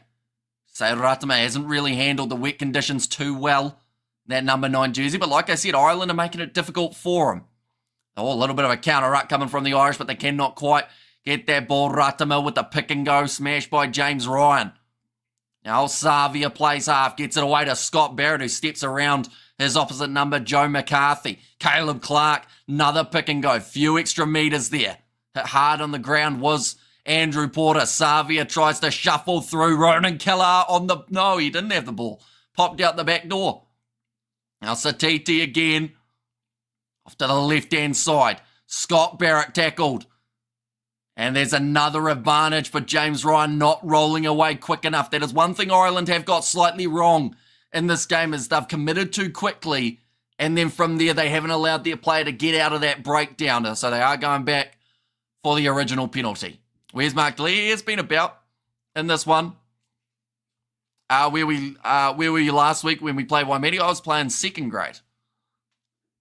3 minutes remaining at the moment. Okay, Nick Berry's just pretty much said the last warning to Ireland, saying anytime you give away a penalty now, why was I thinking the ABs were going to run them off their feet? Stupid me, says Ruan. Looks like McKenzie once again will opt to go for the 3 points here. Hard one, ticket price is too high. People won't go too low. Limits money for investment, says Kerr.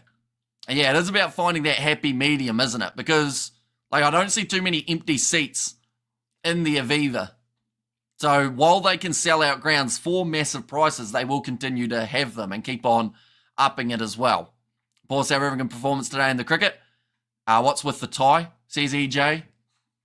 I mean, it's a great question, really. Welcome to the stream, EJ. We have the stream tie for the big matches. It's not based off anything in terms of the colour of it, seeing as these teams are black and green, but that kick has gone over from McKenzie. And now 9 points to 3. D-Mac is bad, says Expat. Well, he's got 3 from 3 at the moment. He hasn't really had too much else to do in terms of running. He has dropped the ball once, though. The tie looks great, says Dennis. It's a double Windsor. Fun fact. We have got there the All Blacks, says Wilden. And have a player lying in front of our ruck ball every attacking breakdown. Card soon, please, Berry. And Pharrell, says Kyron. And there as well. But now, it's going to be out the back of the ruck for New Zealand. Ratama rolls it. He's got it in his hands. Gives it to McKenzie. He has to shift the ball towards the touchline and does so. Great kick from Damian McKenzie. He has done that well throughout this game. Hard to tie a double Windsor, says Dennis. Once you get the system down, it's not too bad. That was a surprise sneeze. Typical Northern game. Penalty, says Rowan. I like the green screen with your tie. With the stadium, says Kerr. And credit to where credit's due. D-Mac is playing well, says Jake Toa. And looking good, AABs, keep it up. D-Mac looking good, says Sabanasithu. Hopefully I've said that correctly. Now Ireland throwing the ball in again. Well taken by Tyburn across to Aki. Oh, and big run forward from Bundy Aki. That was almost head on head for Geordie Barrett and Ringrose. They may have another look at that, but this is the best Irish attack that we have seen so far in New Zealand. They have given away the penalty advantage. Was this cynical? Okay, Tamaiti Williams was frustrated. Was that a headshot by Geordie? I thought so. What are they going to do here, Ireland? They're going to take on the 3. Oh. Are we? Yep. Geordie Barrett. They're going to show it. The Geordie Barrett tackle. It was a dumb one, that is for sure. And yes, the guy was getting tackled, but at the same time, he was still way too upright. I can't imagine Hamish doing a halftime tutorial on sheep shearing. Oh, you can imagine it. My cousins would be a lot better at that. Yeah, that's high from Barrett. That's bad. Hit him in the head. Not a lot of an excuse for it. I think there's going to be a yellow card for Geordie Barrett here. He just hit him high. And yes, Ringrose was like down this much, but it wasn't a substantial drop. It's going to meet the yellow card threshold. And Geordie will be off the field for the next 10 minutes now. Will it be a 20-minute red? It would be if it got upgraded, yes. And here we go, the old Timo coming in to save the day. We have got there, you piece of, why don't you show us the game?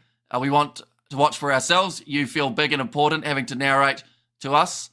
I think, Arona, you're on another level to most people. Like, this is more so the free broadcast for the ones who don't have access to the game. Like, if you want to watch the game, just buy the game, you know? You don't have to be here. You can leave. We're happy with you to go. But, yeah, this is more so for the ones who can't watch the game because it doesn't take many brain cells to know you can't show the game on YouTube without going into the naughty corner, you know, ended up with either getting a lawsuit or getting a ban. But most people just stick around because they don't mind us, you know. But, yeah, you can leave. You don't have to stay. We wouldn't really care. Let her go, says Chris. Now, it's going to be Jack Crowley lining up this kick. There's always one more on. There's normally more than one, but that one has gone over, and that is going to have about 2 seconds remaining. Oh, no. Okay, that's going to be the end of the first half. What's the matter with people? Why are you having a go at the commentator? Because I'm not showing the game. So I want to feel high and mighty. His words. Your commentary is like a good job, says Craig's. And also buy on Stan $15. And yes, you're in the greats of the commentary, mate. Says Mr. All In, but that one has gone over. So 9-6 at halftime. A very low one in terms of the score. I'll say this long because the caster is engaging and good at what he's doing. Says Bro Repairs, he is mad, says Roger. He does seem quite mad. But we haven't seen any tries yet. You're being very polite, mate, says Tyrant. I'll be honest, that was the closest I've been to saying a swear word on the stream for quite some time. But it's all right. The ref is awful. Aussies. The Irish will win. Hamish getting a lot of abuse this stream. It's unusual activity. What riff-raff got dragged in today, says Kerr. And that is not a yellow card. He is 6'5". What is he meant to do? Bend at the hips. Like, I get what you're saying because he's a tall player, but at the same time, he just, like, he needs to be lower than that. Because even if the guy was standing upright, he was hitting him here, which you're just taking too much of a risk. Silly comment, Hamish, ignore him, says Mashihu. Whatever happened to fun rugby? Says Stephen, I am a bear. Hamish, what animal do you look like? Like a warthog or something? Beaver, probably a good call. Don't listen to the haters, says Dennis. And thoughts on Noah? As in Noah Hotham, I assume you are talking about. He is a good player. He'll be playing for the All Blacks XV, I believe, in their upcoming game. And we have got there, if that's a red card, rugby is stuffed. Says Marika, who's off for the yellow. It was Geordie Barrett, who has made his way from the field. We have got their fun rugby. Watch the AB's 15 against Munster. One moment, I am about to sneeze again, so I will quickly mute 1 second.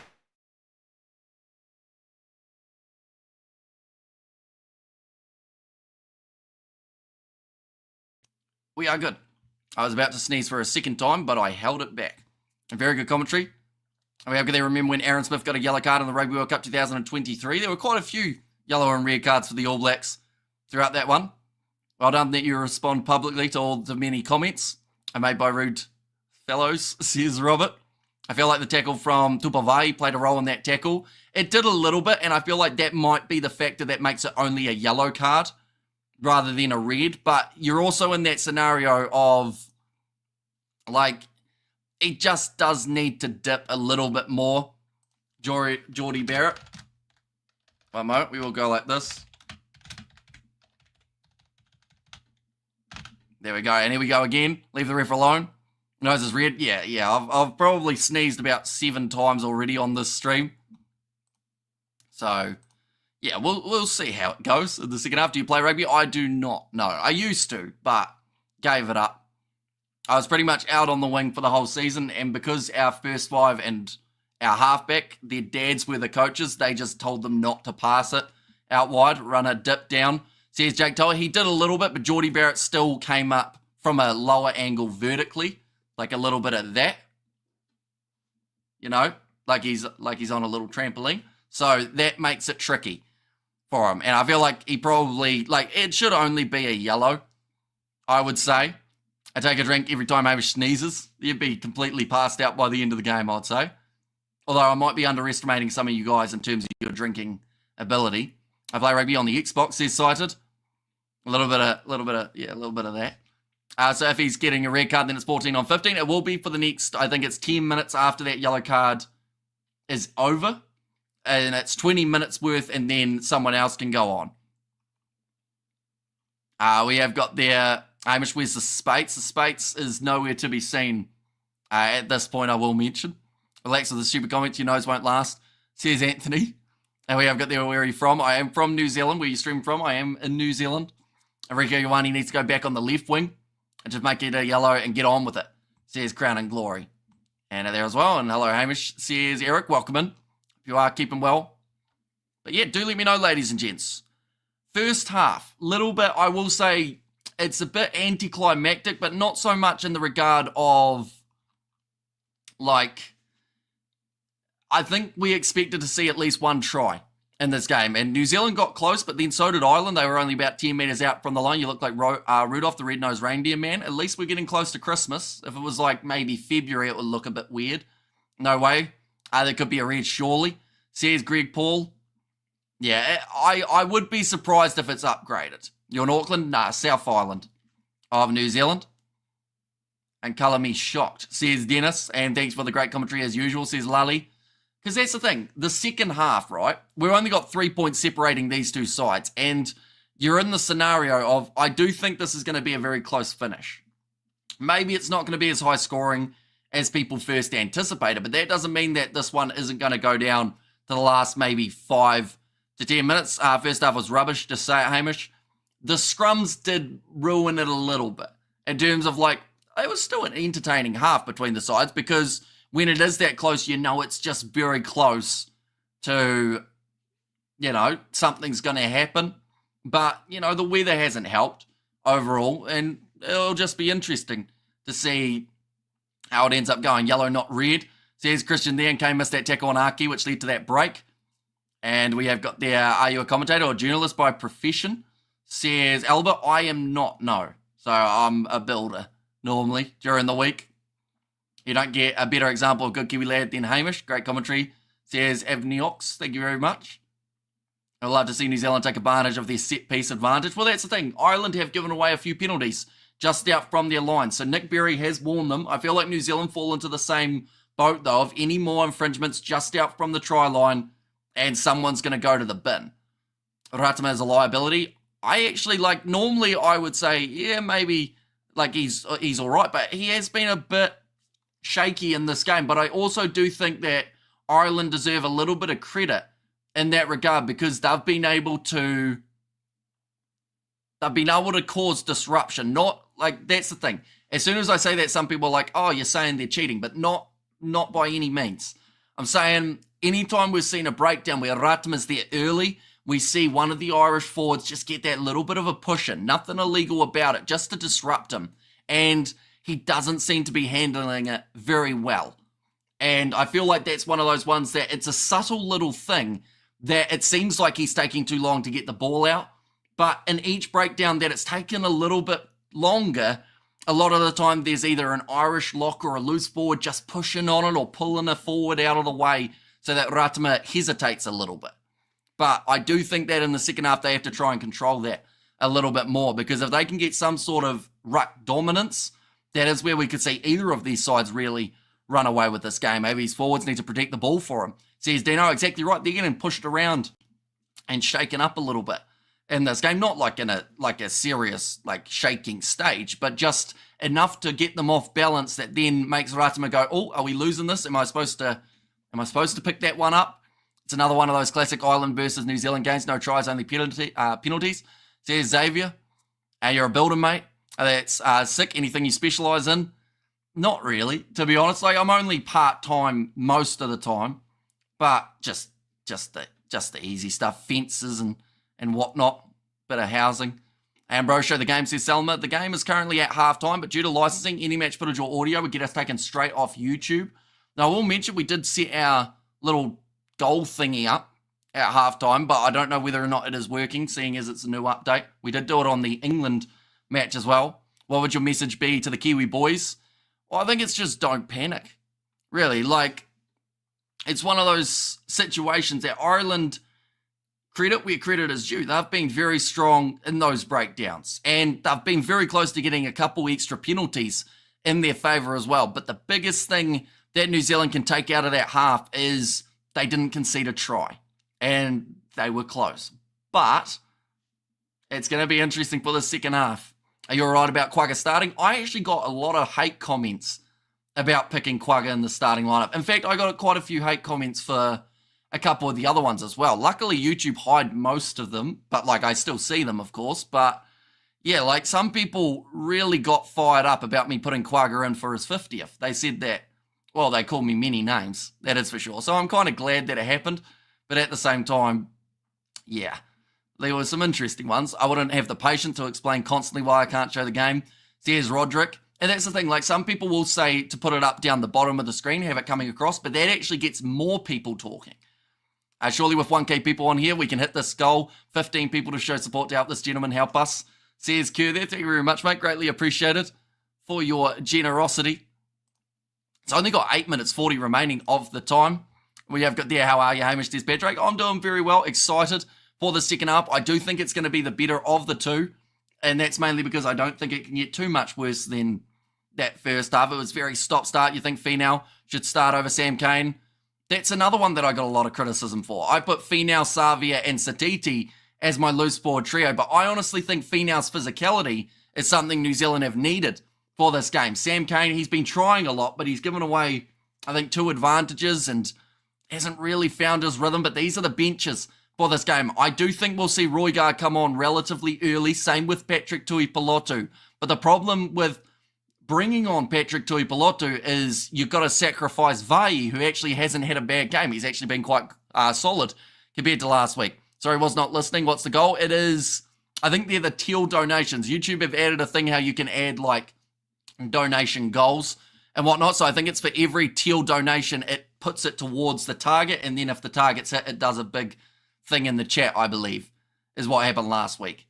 But I think that another man to consider bringing on, it's risky, but I do think maybe Ofa Tuangafasi. At the same time, I think Leonard Brown probably would have come on for Barrett soon if he hadn't got himself yellow carded properly, or maybe even red carded. But thank you very much, Chuck T, for your generosity there. One moment, we will go here and we will put that up on the screen. How long till the second half, Hamish? I would say another 3 minutes or so before the second half starts. Mate, you're always going to get hate comments from some South Africans due to our recent success. There's been a big spike in new rugby fans who know nothing about the sport. There's not your everyday cultist. Any injuries? I don't think anyone's picked up a severe injury in this game. I think that the closest that we had was Finley Bilham early on. Other than that, I think Vai got a little cut on his eyebrow. Nothing else, though, worth noting. And we have got there too much hate in this world. Be nice, it feels better. Says Crown and Glory. I agree. Vincent started his 50th, even though he is a bomb squad member, says Lully. That is true. And I feel like that's the type of thing that Rassi has done quite a bit in the past. Because I think Franz Malharba actually gave up his spot for Vincent Koch to start that one. But it's just one of those things that any big milestone, they like to give the player that recognition. Thank you very much, Kerr, for your generosity again. And 3 out of 15 teal super chats. Not everyone can donate, but everyone can hit the like button. That is true. Anyone who hasn't already, be sure to hit that like button. Also subscribe to the channel. We are back next week. We are back later on this weekend with plenty more games. England versus the Australians. We're going to get to see the matchup taking place between Scotland and also the South Africans. We've got the donation there from Xavier. I thought I'd tip you for the great commentary. Thank you very much, Xavier. Greatly appreciated. That is a big dog I can see. And it does look quite friendly, but I hope it wouldn't bite me. I don't think it would, though. Although, down this bottom corner, it kind of looks like a sausage, and I'm not sure what that is. Is that a sausage, Xavier, or is that someone's finger? I hope it's not what I actually just thought it could have been, actually. Now I'll think about it, we'll go with Jimbo. We have got ABs doing nothing wrong. More of the same will do. Ireland need to up their game, says Jimbo there. And yeah, there's just been like those little handling errors every once in a while are where both of these sides have lost their momentum. That's not to say that they can't pick straight back up, though, for the second half, who France are using this week. They are going up against the Japanese, I believe. Missing the reliable 9. We have got there Ireland or Australia going to beat England. They are totally useless, says Rowan there. And who's France? Oh no, I read that one, didn't I? AB's knee fast the ball from the ruck. Ratama reminded me of how Periwepu did it, says Westside in there. But that's the thing. Like I said, there are moments in the breakdowns where Ireland are making it extremely difficult to get that ball out quickly. Because if you take that risk of trying to get that ball out straight away where in Ireland are still moving it around a little bit, you're going to have knock-on after knock-on. Just under 5 minutes left on the goal, says Kerr. And yeah, we're currently on, I believe, 4 of 15. Yes, we are. We might have aimed a little bit too high for that goal, because I don't know whether or not in 4 minutes you can rapid-fire spam enough Kerr to get there. And come on, New Zealand, says Sarah. That being said, I think Ireland will just pip it in the end. And who do you think's going to win Sunday out of South Africa or Scotland? I think that South Africa should get the job done, although I do think their starting lineup, maybe it's a little bit underestimating the Scottish team, but not having Darcy Graham will certainly hurt them a bit as well. And I think that bench for the South Africans will help them win the game later on. And we need to survive the yellow. If it's red, it's all over. A tackle around the legs, don't commit to the tackle. It's still one-on-one. I got to go forward to get the running passing going. And the pass or running the go, the basic set piece then go. Let's talk about Ben Young's doing YouTube videos. Is he the halfback for England? To be fair, like there are a lot more sports people doing YouTube and social media now. Like TikTok's one that you see a lot of people on. We have got another donation from on the right. Do you check your viewer stats compared to other live channels? How popular is your channel, says on the right? I don't really spend that much time kind of looking around in terms of what other people are doing numbers-wise. I probably should. So, that's a penalty straight away for the Irish. I think a little bit of obstruction from New Zealand. Like, I think we do quite well in terms of Rugby World Cup streams. I think we were up there in terms of numbers, and it's all down to you guys. At the end of the day, I can't watch these streams by myself. Well, I could, but then I'd only have the one viewer. Like, the reason that we have found like an audience is because you guys watch week in, week out and help us grow the channel. So it is all down to you guys. How's your thoughts on Argentina versus Italy? Two teams that have improved immensely in the last 2 years. Bookies might go with Argentina, but Italy have beaten Scotland this year and have home advantage. Yeah, I think that they'll do pretty well. Again, an obstruction. Yeah, they're just making the early mistakes here, New Zealand. I do like the intensity from Ireland, though. They've decided to kick for the corner rather than going for the extra 3. That's great defence. Again, at rolling maul time from New Zealand. It has spun completely around and the ball's popped out on New Zealand side. Sam Cane taking the risk and he's been put back into the goal area. That will be a 5-metre scrum for the Irish. The mistake coming from Cane there. He almost needed to pass that ball, but he thought he'd be able to run it out. And that is some great work from the Irish. Right now, Hamish is the only live channel doing this game live, says Rowan there. So it was played back by Black.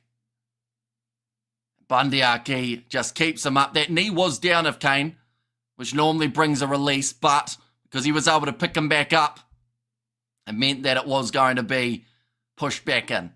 Second half will be interesting. And Aki says deep sport and believe New Zealand believe. And like they've just said, one man down, nothing wrong with a South African supporting a Kiwi, says Roderick Smith. Thank you very much, mate. Greatly appreciated. Once again, we've got another donation on the channel as well from Gina. Thank you very much, Gina. It's all greatly appreciated. The clapping coming from Kerr. Yeah, I don't think there's much. There's 57 seconds remaining on that donation goal, and we are currently up to 7. So we've done very well in that regard. 38 seconds remaining now. 38 minutes remaining. A little bit longer in this game. Sam Kane is not supposed to be in the team for real, says Ruan. And Doris off the back. Only a couple metres out from the line now. Gibson Park goes out to Gary Ringrose. They've tackled him early. Gibson Park, this is Ireland's best chance of scoring throughout this whole game. Kane has to make the tackle. Gibson Park again. Goes to Andrew Porter. Slip from Lomax, which almost opened up the gap. Now Gibson Park across to Tyke Byrne, who's rolled a little bit closer to the try line. Short side, Josh Brandon Flaherty's on the line. And Ireland strike first in the second half with the man advantage almost there, says Kerr. And of course, that could also become relevant for this situation. Josh Flair does score the try. Momentum in their favour. The early penalty against New Zealand at the start of the half. And now in the 42nd minute, Flair gets us this down the bottom for the first time on the stream. We've actually got a try scorer, ladies and gentlemen. But 5 metres out from the line, 2 errors in a row from New Zealand, gifting the Irish the perfect position on the field. And then from there, the hard work was not done. Flair, though, gets through. How can a team be so dominant and under pressure like the All Blacks in this game? How, though? And we have got there, it shouldn't have happened, says Mr. Tuba Dude. And I was like, no, says Nov Mum. And there as well. But that will now give them the lead. The kick to come, this should make it 13-9. So what you're saying is the South African score typical, says on the right. So I haven't done my preview yet, so I haven't really deeply thought about it, but I do see South Africa winning it by, I think 10's reasonable. I just realised I lost my 22k bet. That is true. Unfortunately, because they didn't. Have you got any other ones at all? No, actually none of them, I don't think. So not as lucky as last week in that regard. Nice graphic, fantastic upgrade, says Cited. And let's go Ireland, says Ethan. So Geordie Barrett, he'll be disappointed with that one, 13 points to 9. He will still be off the field for a little bit longer. We haven't heard.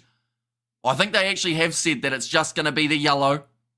Box by 10 says Juan Pierre Bosch near the touchline. James Lowe does sink the slipper into it. That is a fantastic kick, but Jordan decides to take it quickly. I'm not sure what McKenzie's doing there. He's run straight into all of the Irish players. Jordan has to run it sideways. Smashed by Gibson Park. Another error from New Zealand and Ireland. Back in possession. Clark not able to get the turnover.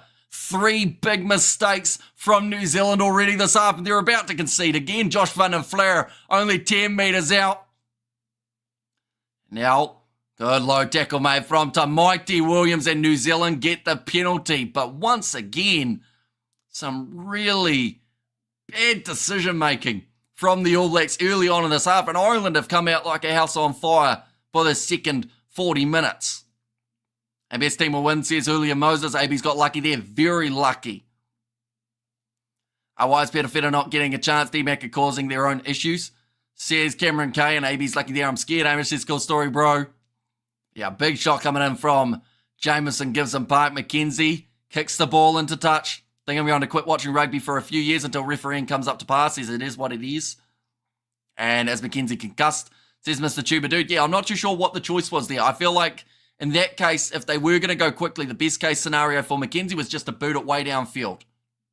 And then you at least allow your back line to get set and your defensive line to get set, but instead just jumping into the firing line, straight into the Irish players, and got extremely lucky. I'm not crazy, am I? Josh is a South African. Josh.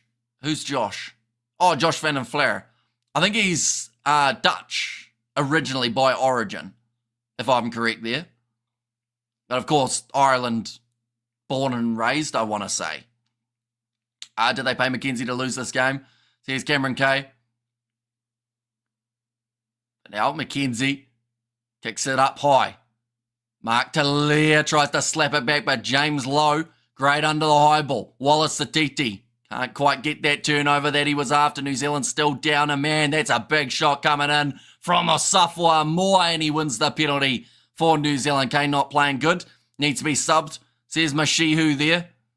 See, if I was Scott Robertson, which I'm not, I can't break dance, but I would say at this point in time, the best thing to do here, this is a risk, I will admit that, but I think it's to move Satiti to 8, Savia to 7, and then you put Sam Cane off, Barrett moves to 6, and then Tuipulotu comes on, which is just the one player on, Patrick Tuipulotu, but that will add a little bit more calmness about this game if they make that switch. They probably won't do that. The easier thing to do is probably put Sama Penifenau on, but I don't think he'll take Sam Cane off. I think he'll leave him out there for as long as possible. Van den Vlaar as proper Irish, says Fleshin. And we have got there Josh is Irish. Where'd that go? Josh is Irish. His granddad is Dutch doctor, says Barry in there as well. I like that reshuffle, says Warren. It just takes quite a while to list it, is the only thing, but it's just to get Tuipulotu on. Oh, ball's come off the tee. He's got 20 seconds. He had started his run-in. So normally you're allowed to charge if this was an attempt for a 2, but because it's an attempt for 3, Ireland are not allowed to charge. Just for anyone who was slightly confused by that one. And McKenzie has struck it, and it's gone over. That is a great kick under pressure. And 15 versus 14, just brilliant New Zealand. Bowden Barrett, big smile on his face. Geordie Barrett, the other Barrett brother, looks absolutely gutted that he's still not on the field. Probably off for at least maybe 2 or so. At least put a nighttime background with some crowds in the stands. I quite like the Aviva written in the background, though. You can't see it if there's bums on the seats. Now 48 minutes into this contest. Well taken by Will Jordan. We have got there, well done, Damien McKenzie. And who is seriously hating on D-Mac. He has been so good. Like high-level good complete Muppet haters. Says Air Congo. And anyone New Zealand, or notice New Zealand has a card problem. They don't just have a card problem. They just have a discipline problem in general. The amount of silly penalties that we see them give away each game at the moment is heavily costing them. Looks like Barrett is about to make his way on. I think the smarter thing here would be to just put Leonard Brown on straight away. Do you stream on Twitch? I do not. No, just YouTube. Yeah, Barrett about to make his way back onto the park. Sorry, Josh Irish, says Cobus. Why are the Irish not penalised for blocking? Bias refereeing as you score lagging. Says on the right a little bit. There we go. I moved the mouse. It has now worked. One moment. I'm about to sneeze again. We will quickly mute, ladies and gents.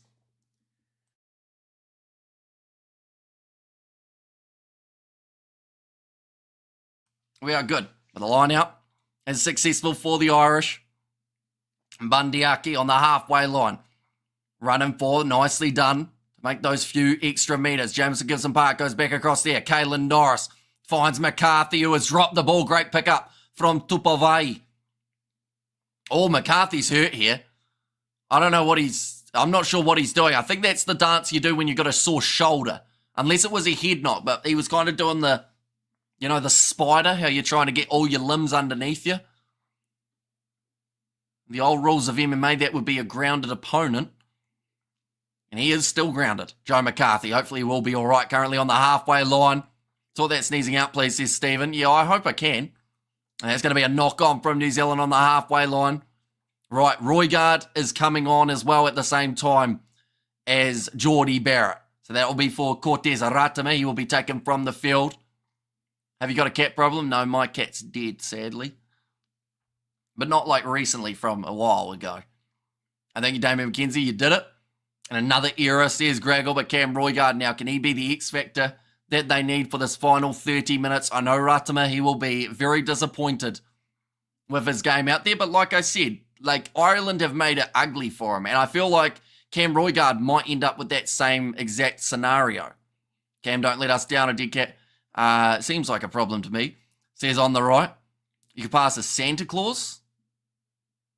I'll take it. I don't want to tell you this, but I do have a Santa costume from a while ago. I think I dressed up for Halloween as Santa, which was met with mixed reviews. I think it was a live stream that we had it on for. We have got there Ireland. I should win if they're really number one. We have got there Mackenzie showing a cool head, and Ireland win by 8. Says Neville there as well. And hay fever due to spring sometimes. We have got there. Anyone else agree that the last sneeze of the stream should be left unrestricted and uncensored? Let's see you raw. It would be interesting. Every once in a while, I think I forget to mute. You have a good sense of humour and wit, says Dino. Thank you. Appreciate it. We are here every week on the streams. We've got about 6 more coming this weekend. At least one stream is Santa. If you're lucky, we might do a Christmas stream. I watch Springboks on Sunday, mate. We are going to be doing the commentary. I've covered every South African game in the last maybe 3 years, if not closer to 4. Now, nice step coming from the Irish. Low tackle made on Gary Ringrose. Now, Joe McCarthy inside ball to Caelan Norris.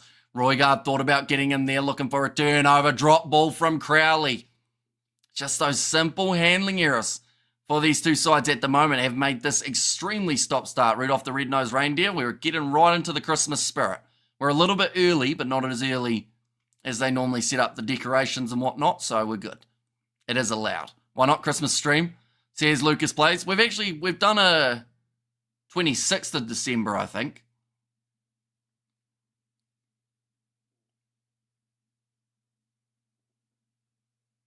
We have got there, Ireland loves the dropped goal. And did Ireland make first drop goal? They have not, no. I don't think they've attempted one at this stage. Sneezing is Hamish's trademark. It's a trademark that I wish I did not have, if I'm being honest. It's nicer to not sneeze. Knock-on's frustrating. Can't they make a wet weather ball? Well, that's the thing. They changed the ball design just before the World Cup, I believe. And that was to adjust and make it so that the ball had like technology in it and whatnot, I think it was. And all that it's done is actually made a ball a little bit more slippery. Like, you never used to see as many knock-ons as we do have now. And it's not so much that the players aren't good enough to hold the ball. It's just the ball is a bit more slippery. That's why you see that gel and whatnot that the players all rub on their hands before the game to try and stop it from slipping, and they still drop it. Allowed to celebrate. AB's doing well, says Petrus. And there, but the first scrum, since Roigard made his way onto the field, no movement whatsoever from either side. Damien McKenzie passes out now to Rico Ioane. It was a flat pass. We've got a new member on the channel as well, Simeona. Thank you very much. Put in that button. You now have exclusive emojis that you can use in the chat. Geordie Barrett just looked like he took Jamison Gibson Park out off the ball. You got to be careful doing that in general, let alone when you have a yellow card. Lomax tackled on the halfway line by Ronan Kelleher. Now McKenzie again. Short ball from Jordan to Satiti. It's weird at the moment. The All Blacks attack seems like they're playing with less players on the field. And they actually have 15 at the moment. It just seems like they're that scattered that there's not a lot of consistency. Oh, Clark has taken him out in the air, or has he? Are they going to call it a fair contest? Both men went up for it and landed awkwardly there for Hugo Keenan. Have you considered intro music? Mum could introduce you and you walk in a WWE style. What would your entrance music be? Ooh, that's a good question. I feel like I'd have to have a bit of a think about it in terms of what would be the best song for the channel. Maybe we do that for the Christmas stream. It's going to be passed out wide. Caleb Clark stays in the field of play. Missed tackle from Jamison Gibson Park. The most meters made by Clark throughout this game so far. Roigard. McKenzie now looking for a 50-22. James Lowe cutting back to cover it, and he has done well. He's taken it back in, though. I don't know if Hugo Keenan knows. He does know because he's kicked it down the middle of the field. Nicely done by Keenan. I was a little bit worried for him there. Hamish will get robbed at the airport in South Africa, says Ruan. I think I get robbed pretty much anywhere I go, to be fair. I normally have to go through those machines at the airport. It's always fun. Satiti. Good attack and run, 45 metres out from the line now for New Zealand, going back to the left. Suffolk Moore goes to McKenzie. Jordan, just great defence at the moment from the Irish, not allowing the Kiwis through. Barrett with the flat run, tackled by James Ryan. That could be a penalty advantage, and it will be. Then Josh Van den Flair cleans him out. Now Roigard sells the dummy, look for the offload, finds no one. They'll go back for another penalty. This one is a kickable one.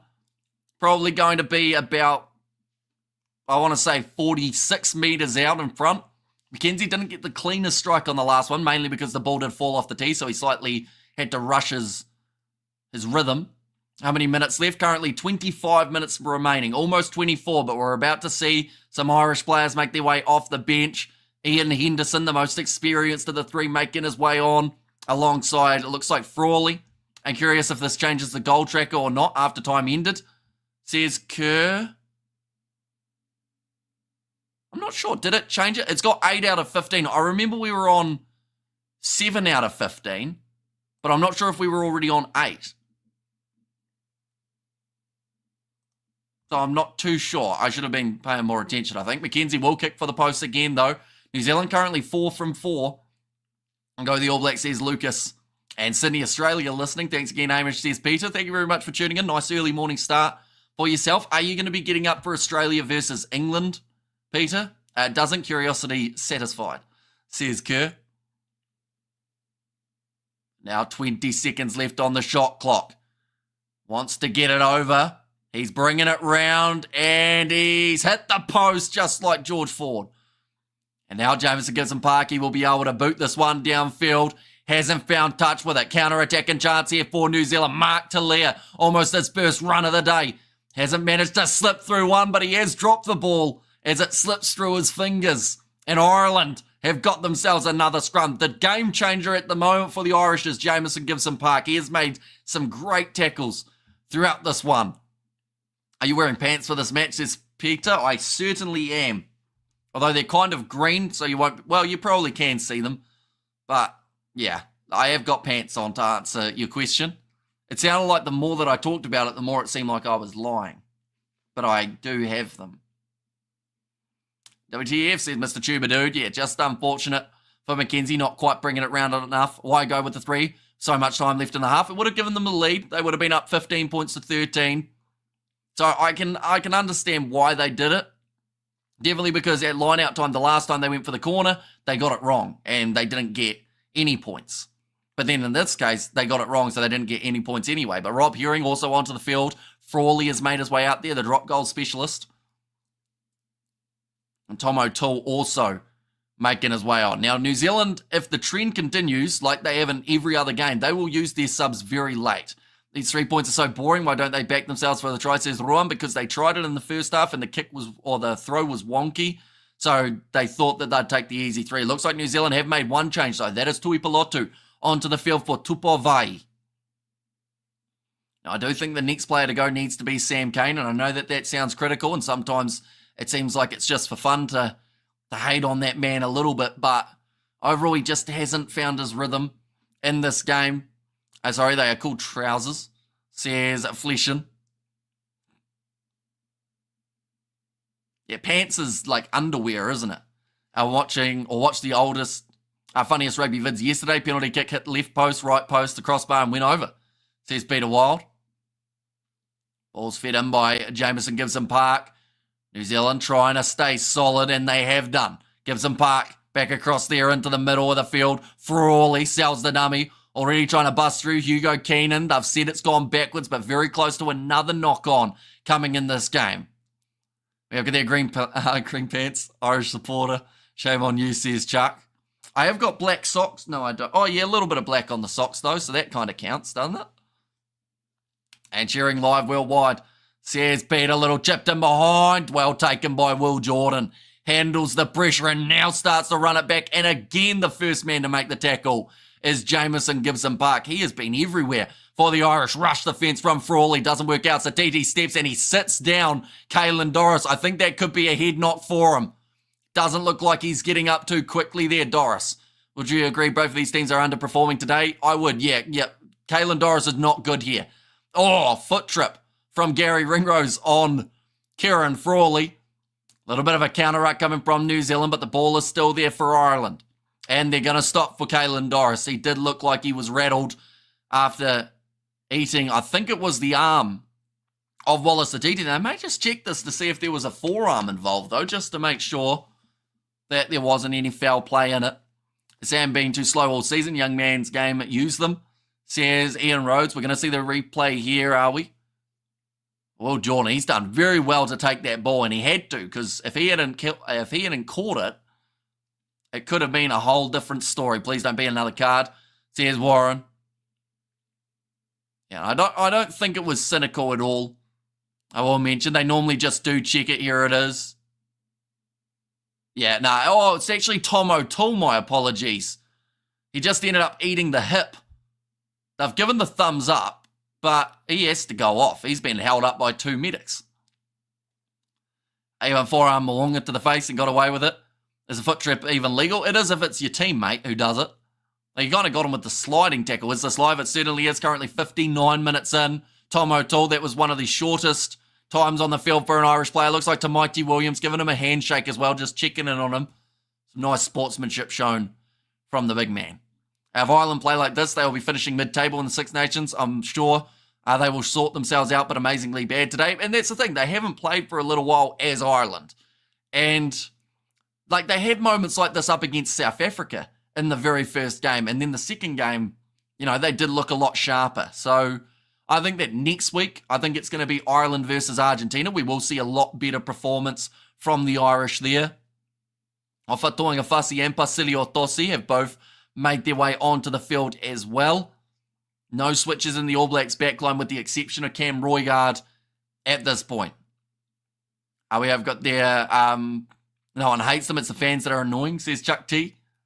Underperforming, yes, but destroyed, definitely not. Box, haven't won in Dublin, let alone in the rain in ages. Says, not your everyday culture, it's a great channel, new sub. Are you able to put a time clock for the game? So it is that little one here next to second half, that little 60.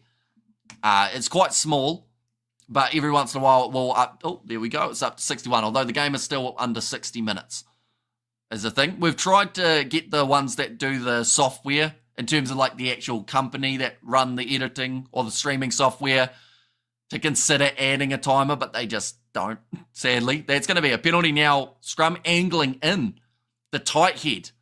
So that is actually Finlay Belham, who just made his way on and off Atuanga Fasi, causing problems from his very first scrum. How easy is it to get red scrums? That scrum was a strange one. Says on the right. We have got there, Kane retire, mate, before you cost your country again, says Sam. Or sorry, says Shane. I think this is an AI bot, says Horsehead. As in like me or the scoreboard. Because if you're talking about me, then you know too much. Our forward pack is much stronger now, says Graggle. Irrespective of the winner, both sides need to up their game, says Zero. Yeah, whoever wins this game, like, it can be debated heavily in terms of were they the better side on the day. Looks like McKenzie will be lining up this kick. This one from 40 metres out. He did miss his last one, but still sitting 4 from 5 today, so 80% at the moment for McKenzie. Needs this one over, though. And he has got it this time, so that will make the score now 15 points to 13 for New Zealand.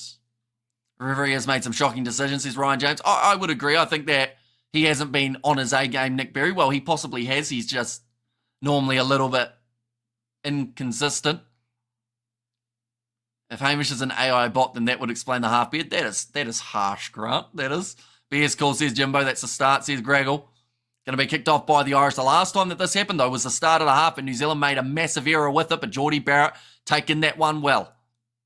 Now, Roigard. Back across to the left-hand side, finds Ofatuanga Fasi, tackled by Herring.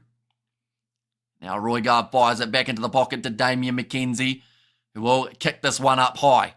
Waiting for it to come down. Oh, great hands from Matt Hansen to not just be able to claim that one in the air, but also get the next pass away. Ireland now in possession. Frawley, drop ball, knock on, coming from the Irish. Oh, and some more friendly fire. Hugo Keenan hit hard by James. Oh, sorry, Hamish, says Grant. Milk, says Mr. Orlin. Like, as in, like, someone milked a penalty, or you're just talking about, like, your grocery list? I put up the bomb over and over. Says East Side and Ireland, very poor, more errors, says Deadpool. Yeah, like, both of these sides have been far from perfect for this game. And to be honest, like, a lot of people came into this game expecting to see similar to what we saw for that Rugby World Cup quarterfinal, but it's been completely different. Here's the correct number of fingers and hands, says Gus. Do I? Oh, yeah. 9 fingers in total. That's how many you're supposed to have in it. And Hamish only once smashed his computer screen. Otherwise, he doesn't do that. Says, cool story, bro. And also, Marco from South Africa, go the Kiwis. And who said, my only worry is Munster on a wet day? No idea, to be honest with you. And come on, ABs. See, if I was an AI horsehead, I'd be able to quickly get that information off Google and then say it. But I do not know. Oh, quick hands there from the All Blacks. Mark Delia gets round Ringrose, tries to get round Frawley, but he will take it to ground rather than risking the offload there. Roigard finds McKenzie, who will try and pierce his way through, but he's tackled by Ian Henderson, who's tying up that ball, and he's given away another penalty. No clear release, still hanging on to it, Henderson. He's not giving it up. That is the experience as well. If you give away a penalty, you're not letting that ball leave the breakdown because there's no point. But no clear release from Henderson. Is Kane still on the field? He is, yes. But I don't think he'll be too far away. 9 on each hand. I only have 6, says Kerr. Yeah, he's going to be tackled well. Then Henderson gets him down. Yeah, no release there. Hands down as well. He could have been picked for about 3 or 4 different things there, Henderson. But this one will be about 30 metres out, so a lot closer. Don't know much about rugby, but who is the top 3 teams of the game, says Scarlett. So at the moment, Ireland are number 1. Penalties conceded 12 against the men in green today compared to 5 of New Zealand. Number 2 at the moment is South Africa, and number 3 is New Zealand. So all 3 sides will be in action this weekend. 2 of the sides in action against each other here. Far out, man, says Eric J. And win Ireland. Now McKenzie. This one is probably close to his easiest kick of the day, I would argue. Using up as much of the shot clock as he can as well. And he's got another one over. That will make it 18 points to 13. Wyabi's not running the line, says Zane. To be honest, like, they've just really struggled to get some sort of consistency in the ball through the hands. But then in that case, right, this is going to sound rough, but if Ian Henderson didn't kill that ball, New Zealand could have used their backline. Like, there have been times where they've wanted to, but then the 12 penalties against Ireland have just stopped any sort of momentum for being able to use it. But, like, at the same time, I feel like they haven't used their backline enough, New Zealand. You know, there's still been a few times that they could have, but decided instead to either kick or Talia tried to slap it back. Frawley has knocked the ball on, and it's going to be another scrum. Has there been any try at all? Just the one for Josh Van den Flair. That is the only try that we have seen scored. Could the score be like in this... could the score be like the Springbok Scotland game? I think we'll see more tries in that contest, definitely because Rassie has gone a bit more experimental with his side. You know, you got those clinical guys in the back line like a Makazole Mapimpi in the 4-pack. A lot of guys who like getting turnovers, so I think we'll see more tries. I'll go for France winning the Six Nations, says Kerr. Last week was similar, full of errors, stop-start, says Vincent. Yeah, and it is very hard to get momentum when you are constantly having as many scrums as we've had in this game. Both sides have been guilty of dropping the ball quite a bit. I'll be angry if it's a draw, says Jack. How far out is New Zealand from their line? Currently about 40 metres out from their line. How long? 14 minutes remaining in this contest. And New Zealand have got themselves the 5-point lead. Another conversion or penalty would give them an 8-point lead, which would be quite handy at this stage of the match. Now Royard goes across to McKenzie again. Geordie Barrett sold the dummy. Oh, he's taken a big head knock there from Bundyaki, but it was on the way down, so I don't think it'll be any sort of penalty for it. Now James Lowe, great catch, fends off Artie Savia, gets rid of him. So a Safwa Moore, his Hurricanes teammate or his old teammate, does put in the big hit. Do you like Penguins? I enjoy the way they slide. And now Doris, sitting 40 metres out from his own line here for Ireland. Savia going for the counter ruck, playing the ball from the ground, getting it back out for Ireland.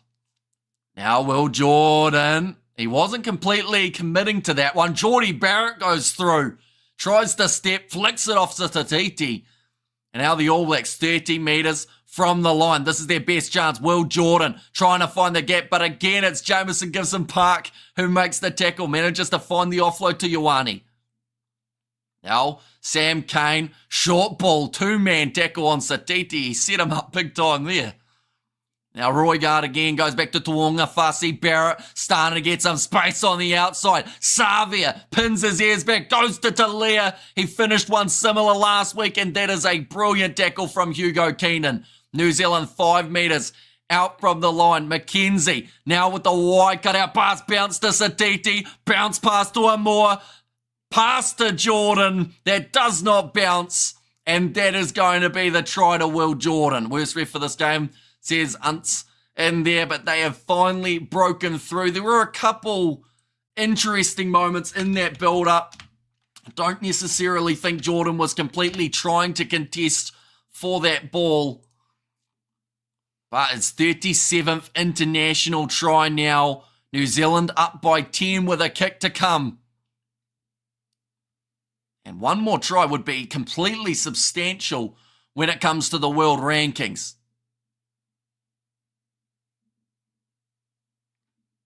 What's that? Nick Berry just talking about a penalty, but I think that was Geordie Barrett asking for a penalty against Bundy Aki, but he won't get it because Aki did nothing wrong in that case. Like, Barrett took head contact, but he was at Bundy's nut height. Or his groin, the hip height. That's the better way of saying it, isn't it? McKenzie misses it away to the side. He's not happy with the tee. 10-point lead, though, here for the All Blacks. It's a kick easy, not an easy one, but he did make it look more difficult. Thanks for covering this one, says Cy Hart. No worries at all. We've got plenty more coming up over the weekend. And All Blacks over the Irish Rainbow. And great from Johannesburg, says Truce Bob. And there as well.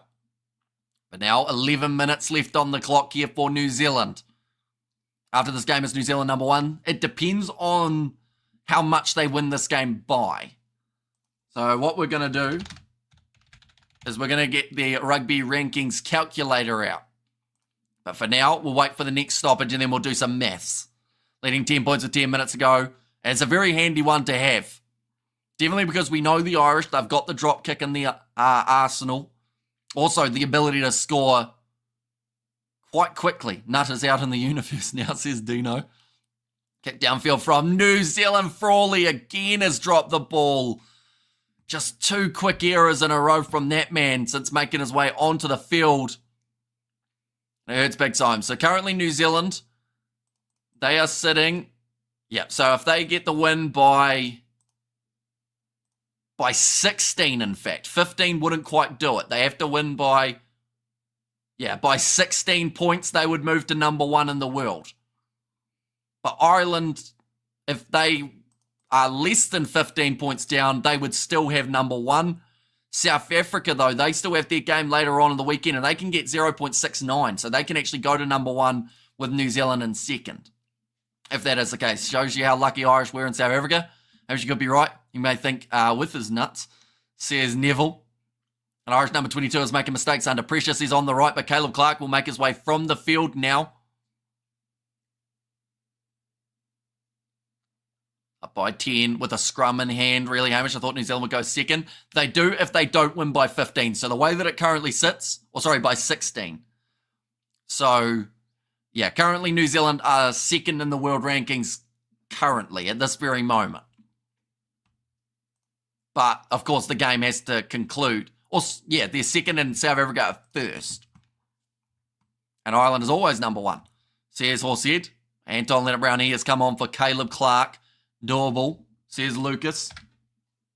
How does the World Rugby Rankings work? So it's all based off, if you're at home, you don't get as many points as your opposition because you're considered the favourite when you are at your home field. Depending on where your opposition is ranked, depends on the percentage that you can pretty much pick up. So for New Zealand here, for instance, if they win this game in Ireland, I think they go up about 1.66 based off Ireland's number 1 ranking. If they were to win this game comfortably, they can go up 2.35 or something around there.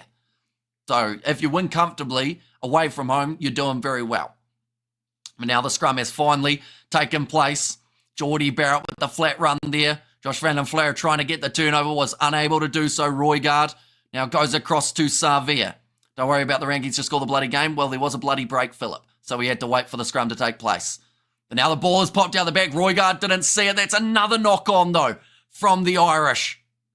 And now Ofa Tuanga Fasi goes to Pasilio Tosi, who's hit hard by Caelan Doris. Use all the bench New Zealand. I think they're pretty close to it. At the moment, I think the only man to not make his way onto the field now is Stephen Perafeta alongside Sama Penny-Fee now. Those are the only two. But now Barrett passes across to Will Jordan. This game really starting to open up here for New Zealand. A nothing kick from Jordan, though, gives Lowe the opportunity to boot this one back. Looking for the 50-22, and he gets it. Bad decision from Jordan. Elation for Lowe. And Alan Davidson has become a channel member. Welcome in, Alan. Hope you are doing well. You now have access to the emojis on the channel. But great kick from James Lowe. You cannot let him use his left boot. Hang on. Hang on. The crowd are booing. What's happened here? Sorry, mate. All good. Just anxious, says Philip. Crowd weren't happy about something. Sam Cane looks like he's got a bit of a cut. I don't know if that was something. I think we're hearing off, off, off. So something's happened here. And Nick Berry, I think, is going to go upstairs. I think this might be head-on-head Sam Cane to someone. If he gets... He's going off for an HIA, Sam Cane. So that brings Summer Penny now onto the field. Ireland are a great side, but they also are overrated. Says Kerr there, I thought it was a knock-on, says Greg. So it was initially, but because Will Jordan kicked it, that becomes advantage over. So, yeah, it was a poor kick from Will Jordan. Actually, one of the worst things he's done today. Sam Cane. Oh, okay. We've just seen there, Sam Cane said, Artie. So that means Artie Savi is going to 7, if my charades is correct. Although Sam Cane broke the rule because you're not allowed to talk during charades. So he got disqualified. But 8 minutes remaining here. Ireland, they have got themselves the attack inside of the 22 of New Zealand. Always knew fives is the best. Says, or said, and Double Revenge says, cool story, bro. But yeah, just as Sam Cane goes off, that is when Peter O'Mahony makes their way on. And nicely claimed by O'Mahony already. Josh Van den Flare goes across. Caelan Doris inside ball. Finds James Lowe. New Zealand almost tackling a man off the ball, but I think it could have also been considered obstruction the other way. So I think both sides are just happy that no one got penalised. Now passing it out the back line. James Lowe having a bit of a fumble. And he's taken down low by Wallace Satiti. How long left? Still another 7 minutes remaining. Big tackle coming in from Summer Penny now for his first action of the game. Rob Herring. Savia wanted the turnover but couldn't get their hands on the ball for all. He goes back to Henderson. That is some silky skills from the replacement lock. Now gives him Park. Going back across Henderson. Puts the body on the line for a second time. Herring tackled low by Ofa Tuangafasi on the ball. And the penalty for Wallace. No, it's Savia who has got over there. Playing as a 7 when Sam Cane made his way off. And that is the first time that he's won a jackling penalty throughout this game. Is that not a sign? Just a little one, you know? And yes, Lowell says Graggle. Okay, there come on the All Blacks. Go the All Blacks, says Ed. Enough time to get the points. Let's go Ireland, says Tyler. And New Zealand, they came into this game as a $2.60 underdog. Here in New Zealand, are they going to be able to pull it off here? Did you get a red card if you have a head collision with a teammate? No, you don't. Nah, they just call you a bit rough. Oh, George Bell. He has yet to make his way on. I also forgot about him before, but so did the All Blacks throughout the 2024 season. But now Amor, 6 minutes left. They've got to throw it soon here, Amor. He's taken about 30 seconds, and Summer Penny now doesn't take it cleanly. It looked like it drifted forward, but it is going to be play on. $2.40 was too good to pass up. Yeah, there'll be a lot of happy Kiwis if they can close out this game. There's still plenty of time left. 6 minutes is a long time in a game of rugby union, seeing as it only takes 30 seconds to score and 30 seconds to get the kick over. Nice run from Mac Hansen. Big shot coming in from Ofa Tuangafasi. Been really good since making his way off the bench. That is 2 games in a row as well that he's been able to do so. Connor Murray goes back across to the left-hand side to Josh Van den Flare. Tackled on the halfway line. Murray goes across to Bundyaki. Currently, Josh Van den Flare, the only try scorer for the Irish in this game. Will Jordan, the only man scoring for the All Blacks. Little flick out the back door for Josh Van den Flare. Kick downfield from Matt Hansen, and it's a good one. Territory game going the way of Ireland currently. 5 minutes left. We have got their man Cam was hitting those good in Super Rugby until injury. Bro, can you say happy birthday to my son Zion? Cheers, bro. Says Zion. So happy birthday to Zion, says Zion. Phillips getting a bit of... What did Phillips say? Someone told Philip to shut up, but I didn't see Phillips. Line out has been messy today. It certainly has been. And that is what was going to happen for the All Blacks, going from 2 experienced heads the last time these 2 sides played to having 2 guys that haven't got a huge amount of accuracy with the line out. It sounds harsh, right? It's going to be thrown in now. Barrett gets it right, uncontested by the Irish, so it can drift wide. So TT hits it up again. Once again, having a big game from him. No way back for the Green Boys.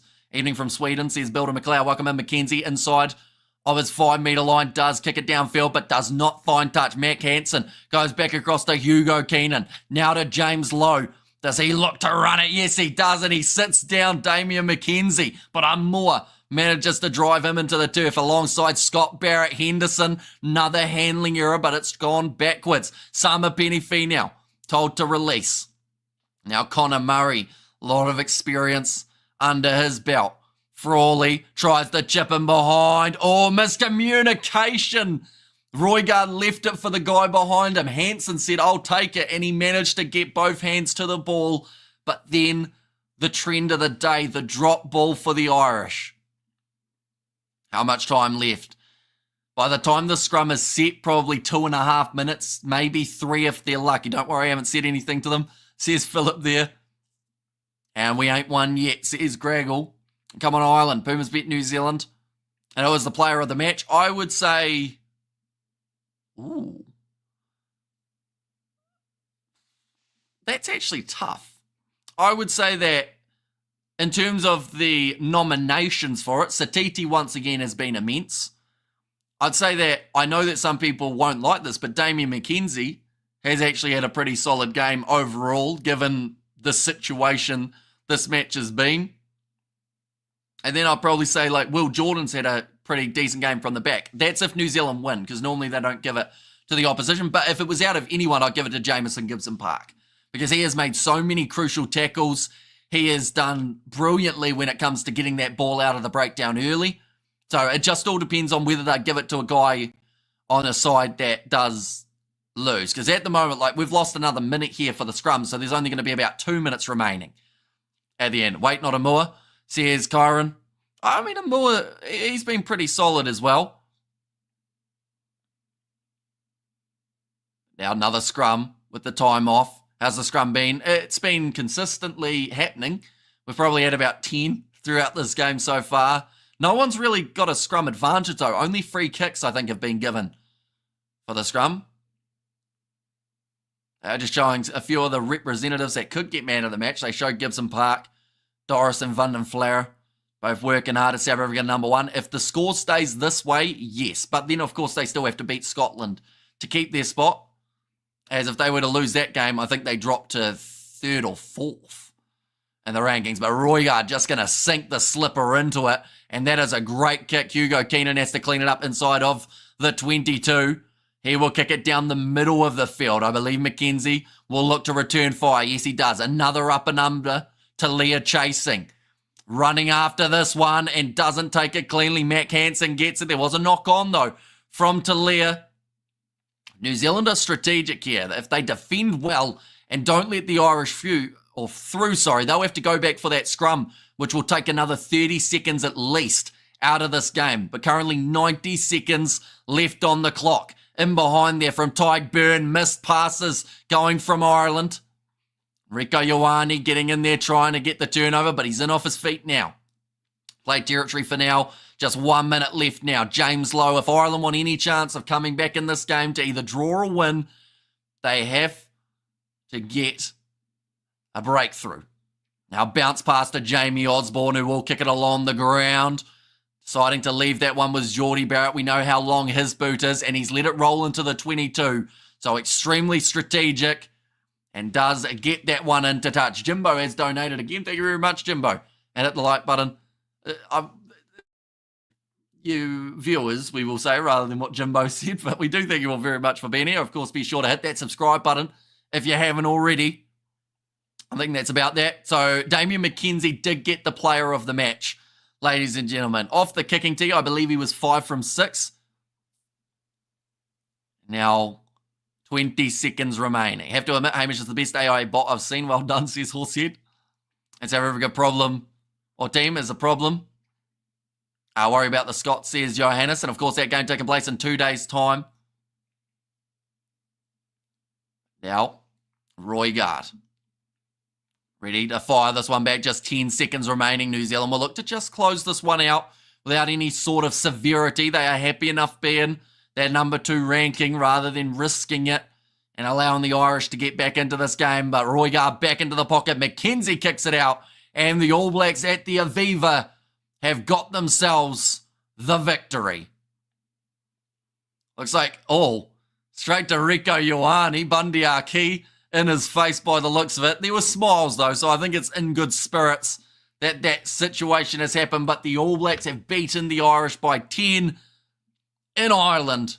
That is a massive win for a $2.60 underdog. There'll be a lot of people cashing their checks and being very happy with the performance. But once again, still not quite there, I don't think, for either of these sides. I think we saw a pretty scrappy game. That try of Will Jordan made the big difference, though, in the 68th minute. James Lowe having a chat with him there. And thank you so much for the live commentary, says Kyron there. No worries at all. We are going to be back for plenty more games throughout the weekend, whether that's Australia versus England, whether that is South Africa taking on the Scottish. We are covering both of them on the channel. But nonetheless, we will quickly do our post-match review, ladies and gents, and then I have to make my way to cricket, which is about an hour away. So hopefully we'll get there in time. The game starts in 2 hours. So we should be all right in that regard. Do you think Springboks can beat Scotland? I think they'll have a very good shot. We are going to be doing our preview of that game in the future as well, so be sure to keep an eye out for that for our exact prediction in that contest. But nonetheless, I do thank you all very much for tuning in, and I will see you all for the next one.